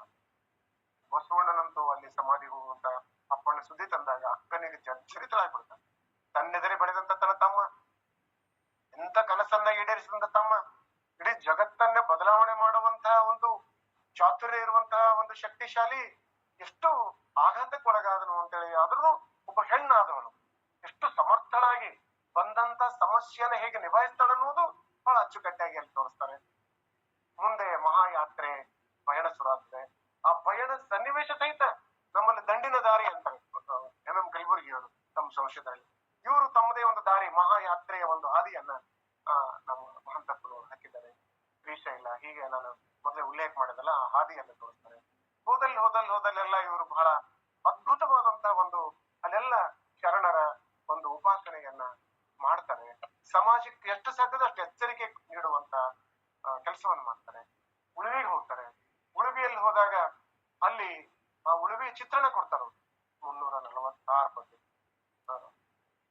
ಉಳುವಿ ಶರಣ ತತ್ವ ಬಿತ್ತಿ ಕೆತ್ತಿದಂತೆ ದರ್ಶನ, ಉಳಿಯುವಂತೆ ಜೀವ ಜಗ ನಿತ್ಯ ಸತ್ಯ ಚಿರಂತನ, ಹಸಿರು ಕಾಡು ಹರಿದ್ವರ್ಣ ಅರಳು ಹೂವು ಸುವರ್ಣ, ಸ್ವರ್ಣ ಹಕ್ಕಿ ಹಾಡು ಮುಕ್ತ ಚಂದನಾದ ಕರ್ಣಾನಂದ, ಆವರಿಸಿದಂತೆ ಮನವಿಭೂತಿ ತನ್ನ ತಾನು ತೇಲು ರೂಪ ನಿರೂಪ ಅನುಭೂತಿ. ಅಲ್ಲಿ ಉಳುವಿಯಲ್ಲಿ ಉಳಿತಾರೆ. ಉಳುವಿಯಲ್ಲಿ ಉಳಿದಾಗ ಟೈಮ್ ಆಗ್ತಾ ಇದೆ, ನಾನು ಇನ್ನೊಂದು 5 ನಿಮಿಷದಲ್ಲಿ ಮುಗಿಸ್ತೀನಿ ಸರ್.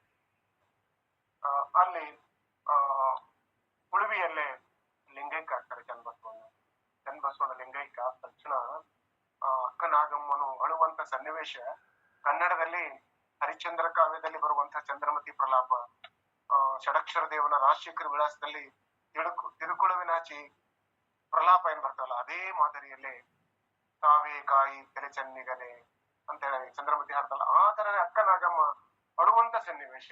ಎನ್ನ ಕರುಳಿನ ಶ್ರೀಗಂಧ, ಎನ್ನ ಕೊರಳಿನ ಮಹಾಲಿಂಗ, ಎನ್ನ ಮಡಿಲಿನ ಸುಗಂಧ, ಎನ್ನ ಒಡಲಿನ ಮಹದಾನಂದ, ಕಂದ ಎನ್ನ ಕಂದ ಎಳೆಗಾಯಿ ಬಲಿದು ಬೆಳೆಯಬಾರದೆ, ಹಸಿಗಾಯಿ ಇಸಿದು ಕಸಿಯಬಹುದೇ, ಅಯ್ಯ ಎಳೆಗರಿವಿನ ಎಳೆಗಂತಿಯ ಎಳೆದೈವರೇ, ಅಯ್ಯೋ ಅಯ್ಯೋ ಎನಲೈವರೇ ಅನ್ನುವಂತ ಮಾತು ಓದ್ತಾ ಹೋದ್ರೆ ಮೈ ಜುಮ್ ಅಂತದೆ, ಕಣ್ಣೀರ್ ಬರ್ತಿರ್ತದೆ.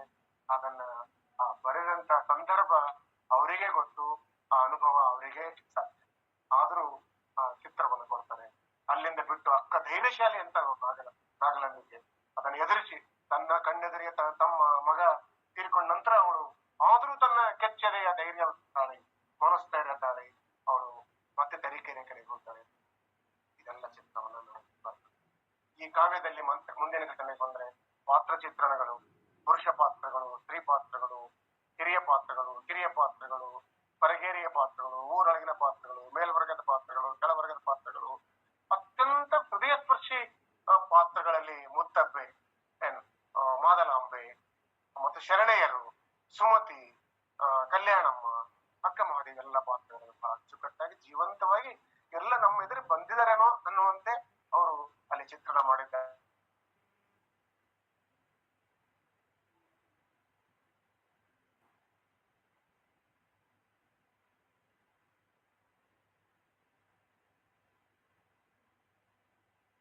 ಇಲ್ಲಿ ಮಹಂತಪ್ಪನವರು ವಚನಗಳನ್ನ ಒಂದು 29 ವಚನಗಳ ಸಾಲುಗಳನ್ನ ಸುನೀತಿಗಳು ತಂದಿದ್ದಾರೆ ಅಲ್ಲಲ್ಲಿ ಬೇರೆ. ಅವೆಲ್ಲ ಸಂದರ್ಭ ಬಂದಾಗ ನಾನು ಹೇಳ್ಬೋದು, ಟೈಮ್ ಇಲ್ಲ ಈಗ. ಅಂತರ್ ಸೂತ್ರೋಕ್ತಿಗಳಿವೆ ಇಲ್ಲಿ ಸುಮಾರು. ನಾನ್ ಗಮನಿಸಿದ ಹಾಗೆ ಒಂದು 150 ಸೂತ್ರಗಳಿವೆ. 400 ತರ ಸೂತ್ರಗಳನ್ನ ಹೇಗೆ ತಂದರು, ಅವ್ರಿಗೆ ಎಷ್ಟು ಲೋಕಜ್ಞಾನವೋ, ಎಷ್ಟು ಸಮಾಜಕ್ಕೆ ಒಂದು ಪ್ರಜ್ಞೆಯೋ, ಅತ್ಯಂತ ಸ್ವತಃ ಉಕ್ತಿಗಳು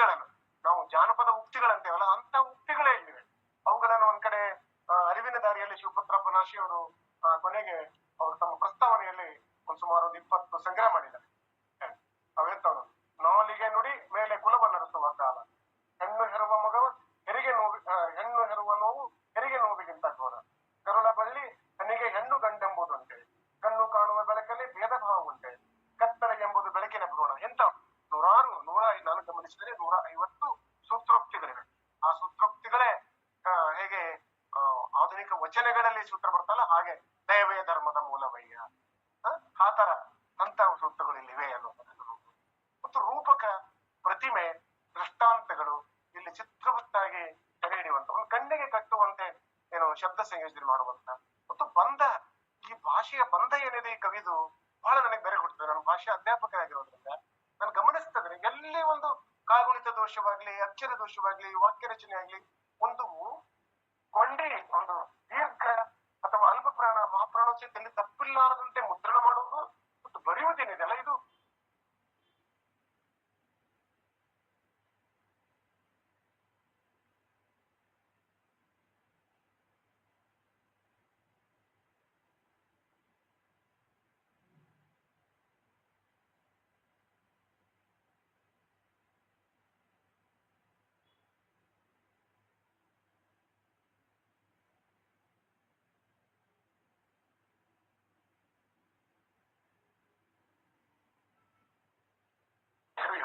ಮತ್ತು ಆಲೋಚನೆಯ ದೃಷ್ಟಿಯಿಂದ, ಮನಸ್ಸಿನ ದೃಷ್ಟಿಯಿಂದ ದಲಿತ ಬಂಡಾಯದ ಕವಿ.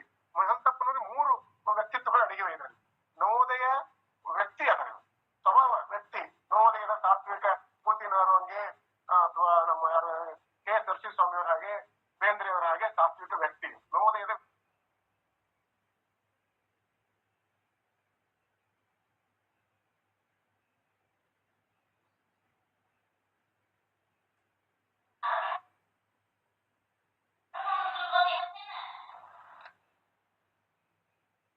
ಕೇಳ್ತಾ ಇಲ್ಲ ಅಥವಾ ಎಲ್ಲರಿಗೂ ಕೇಳ್ತಾ ಇಲ್ಲ ಗೊತ್ತಿಲ್ಲ. ಕೇಳ್ತಾ ಇಲ್ರಿ, ಯಾರಿಗೂ ಕೇಳ್ತಾ ಇಲ್ಲ, ನಮಗಂತೂ ಕೇಳ್ತಾ ಇಲ್ಲ ಸರ್. ಅವ್ರ ನೆಟ್ವರ್ಕ್ ಇಶ್ಯೂ ಇರ್ಬೋದು ಸರ್, ಸ್ವಲ್ಪ ಕಾಯೋಣ. ನೆಟ್ವರ್ಕ್ ಇಶ್ಯೂ ಇದೆ ಸರ್ ಬಹುಶಃ. ಶಿವರಾಜ್ ಅವರಿಗೆ ಕಾಲ್ ಮಾಡಿ. ಹಾ ಸರ್.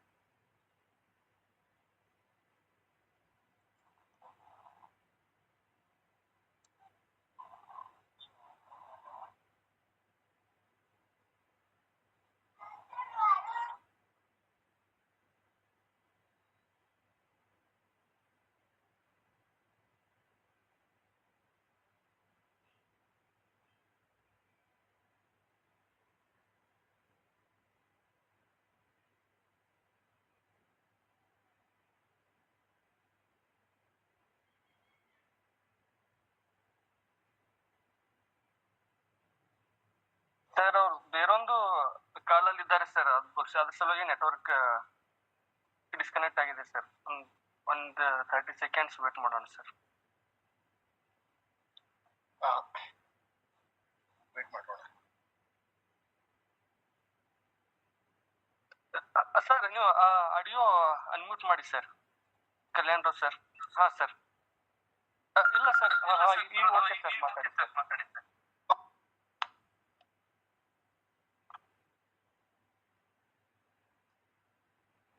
ಸರ್ ನಿಮ್ಮ ಧ್ವನಿ ಕೇಳಿಸ್ತಾ ಇಲ್ಲ ಸರ್, ಬಹುಶಃ ನೆಟ್ವರ್ಕ್ ಇಶ್ಯೂ ಇರ್ಬೋದು ಅನ್ಸುತ್ತೆ ಸರ್. ಸರ್ ಶುರು ಮಾಡ್ತೀನಿ ಸರ್. ಸರಿ, ಕೇಳ್ತಾ ಇದೆ ಸರ್ ಈಗ? ಹಾ ಸರ್. ಹಾ ಸರ್, ಕೇಳ್ತಾ ಇದ್ದೇನಾ? ಹಾ ಸರ್, ಕೇಳ್ತಾ ಇದೆ ಸರ್, ಮಾತಾಡಿ. ಒಂದ್ 5 ನಿಮಿಷದಿಂದ ಕಟ್ ಆಯ್ತಾನೆ ಸರ್ ಈಗ? ಹಾ ಸರ್, 2 ನಿಮಿಷ ಸರ್, 2 ನಿಮಿಷ. ಸರಿ ಸರ್. ಅಂದ್ರೆ ಒಟ್ಟು ಕೃತಿಯ ಒಂದು ಭಾಷೆ ಶೈಲಿ ಹೇಳ್ತಾ ಇದ್ದ ಕಟ್ ಆಯ್ತಾ? ಸರಿ. ನಂದೂರ್ ಸರ್ ಬಗ್ಗೆ ದಲಿತ ಬಂಡಾಯ ಕವಿ ಮತ್ತು ನವೋದಯ ಅದನ್ನೆಲ್ಲ ಹೇಳ್ತಾ ಇದ್ರಿ ಸರ್. ಅಲ್ಲಿಂದ ಇನ್ನೊಂದು ಚಾಲು ಮಾಡಿ ಸರ್. ಕೊನೆಯ ಮಾತುಗಳು, ಒಟ್ಟು ಕೊನೆಯ ಮಾತು ಹೇಳ್ತಾ ಇದ್ದೀನಿ ಈಗ. ಸರ್, ಕೊನೆಯ ಮಾತುಗಳನ್ನ ಹೇಳ್ತಾ ಇದ್ದೀನಿ ಈಗ.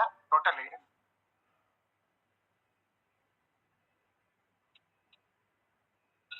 ಸರ್, ಕೊನೆಯ ಮಾತುಗಳಲ್ಲಿ ಒಟ್ಟಿನಲ್ಲಿ ಈ ಕಾವ್ಯ ಓದುವುದರಿಂದ ಓದುಗನ ಮೇಲೆ ಆಗುವಂತ ಪರಿಣಾಮ ಏನು ಅನ್ನೋದು ನಾನು ಕಂಡ್ಕೊಂಡಂತೆ.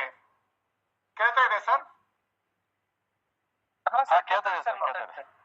ಒಟ್ಟಿನಲ್ಲಿ ಒಂದು ವಚನಕಾರರ ಒಂದು ವಚನಗಳ ಓದುವಿಕೆಯಿಂದಾಗ್ಲಿ, ಒಂದು ಮಾನವೀಯ ಮಾನವೀಯ ಮೌಲ್ಯಗಳ ಕೃತಿಯನ್ನು ಓದೋದ್ರ ಮೂಲಕವಾಗ್ಲಿ, ಒಂದು ಅತ್ಯುತ್ತಮವಾದ ಮಹಾಕಾವ್ಯ ಓದೋದ್ರ ಮೂಲಕವಾಗ್ಲಿ, ಅದು ಯಾವುದೇ ಇರ್ಬೋದು, ಅದರ ಪರಿಣಾಮ ಏನು ಅಂದ್ರೆ ನಮ್ಮ ಜೀವನವನ್ನ ಸರಿಪಡಿಸಿಕೊಳ್ಳುವುದು, ನಮ್ಮ ಬದುಕನ್ನ ಹಸನು ಮಾಡಿಕೊಳ್ಳುವುದು, ಒಟ್ಟು ಸಾಮರಸ್ಯದ ಜೀವನವನ್ನ ಸಾರ್ಥಕಪಡಿಸಿಕೊಳ್ಳುವುದು. ಎಂಥದ್ದನ್ನ ಈ ಕಾವ್ಯವು ಅದೇ ಹೇಳ್ತದೆ. ಒಟ್ಟಿನಲ್ಲಿ ಒಬ್ಬ ಹೆಣ್ಣಾಗ್ಲಿ ಗಂಡಾಗ್ಲಿ, ಒಬ್ಬ ಊರ್ ಹೊರಗಿರ್ಲಿ ಊರ್ ಒಳಗಿರ್ಲಿ, ಸಣ್ಣ ಕೆಲಸ ಮಾಡ್ಲಿ ದೊಡ್ಡ ಕೆಲಸ ಮಾಡ್ಲಿ, ಯಾವುದೇ ವೃತ್ತಿಯಲ್ಲಿರ್ಲಿ, ಅಲ್ಲಿ ತಮ್ಮ ಒಂದು ವೃತ್ತಿ ಘನತೆಯಿಂದ ಗೌರವದಿಂದ ಬದುಕಬೇಕು. ಅವನು ತನ್ನ ಆತ್ಮವಿಶ್ವಾಸ ಕಳ್ಕೊಳ್ಬಾರ್ದು, ಮನೋಸ್ಥೈರ್ಯವನ್ನು ಕಳ್ಕೊಳ್ಬಾರ್ದು. ಆಪತ್ಕಾಲಿಕ ನೆರವಿನ ಹಸ್ತಕ್ಕೆ ಅವನು ಇಟ್ಕೊಳ್ಬೇಕು ಮತ್ತು ಸಮಾಜದಲ್ಲಿ ಸೌಮ್ಯತೆಯಿಂದ ಸಹಜತೆಯಿಂದ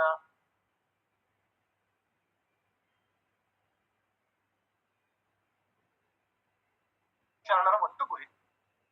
ಒಂದು ವ್ಯಕ್ತಿಯಾಗಿ ಸರಿಯಾದ ತನ್ನ ವ್ಯಕ್ತಿತ್ವ ಜೀವನವನ್ನು ಮಾಡಬೇಕು, ಹುಟ್ಟು ಸಾವು ನಡುವೆ ಇರ್ತಂತ ಬದುಕನ್ನ ಸಾರ್ಥಕಪಡಿಸಿಕೊಳ್ಬೇಕು.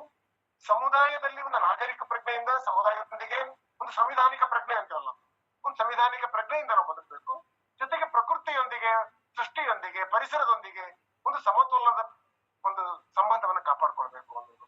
ಈ ಮೂರು ಸೂಕ್ಷ್ಮವಾಗಿ ಮೊದಲಿನ ಪದ್ಯದಿಂದ ಕೊನೆಯ ಪದ್ಯದವರೆಗೂ ಕವಿ ಮಹಾಂತಪ್ಪನವರು ಅವರು ಬಹಳ ಸೂಕ್ಷ್ಮವಾಗಿ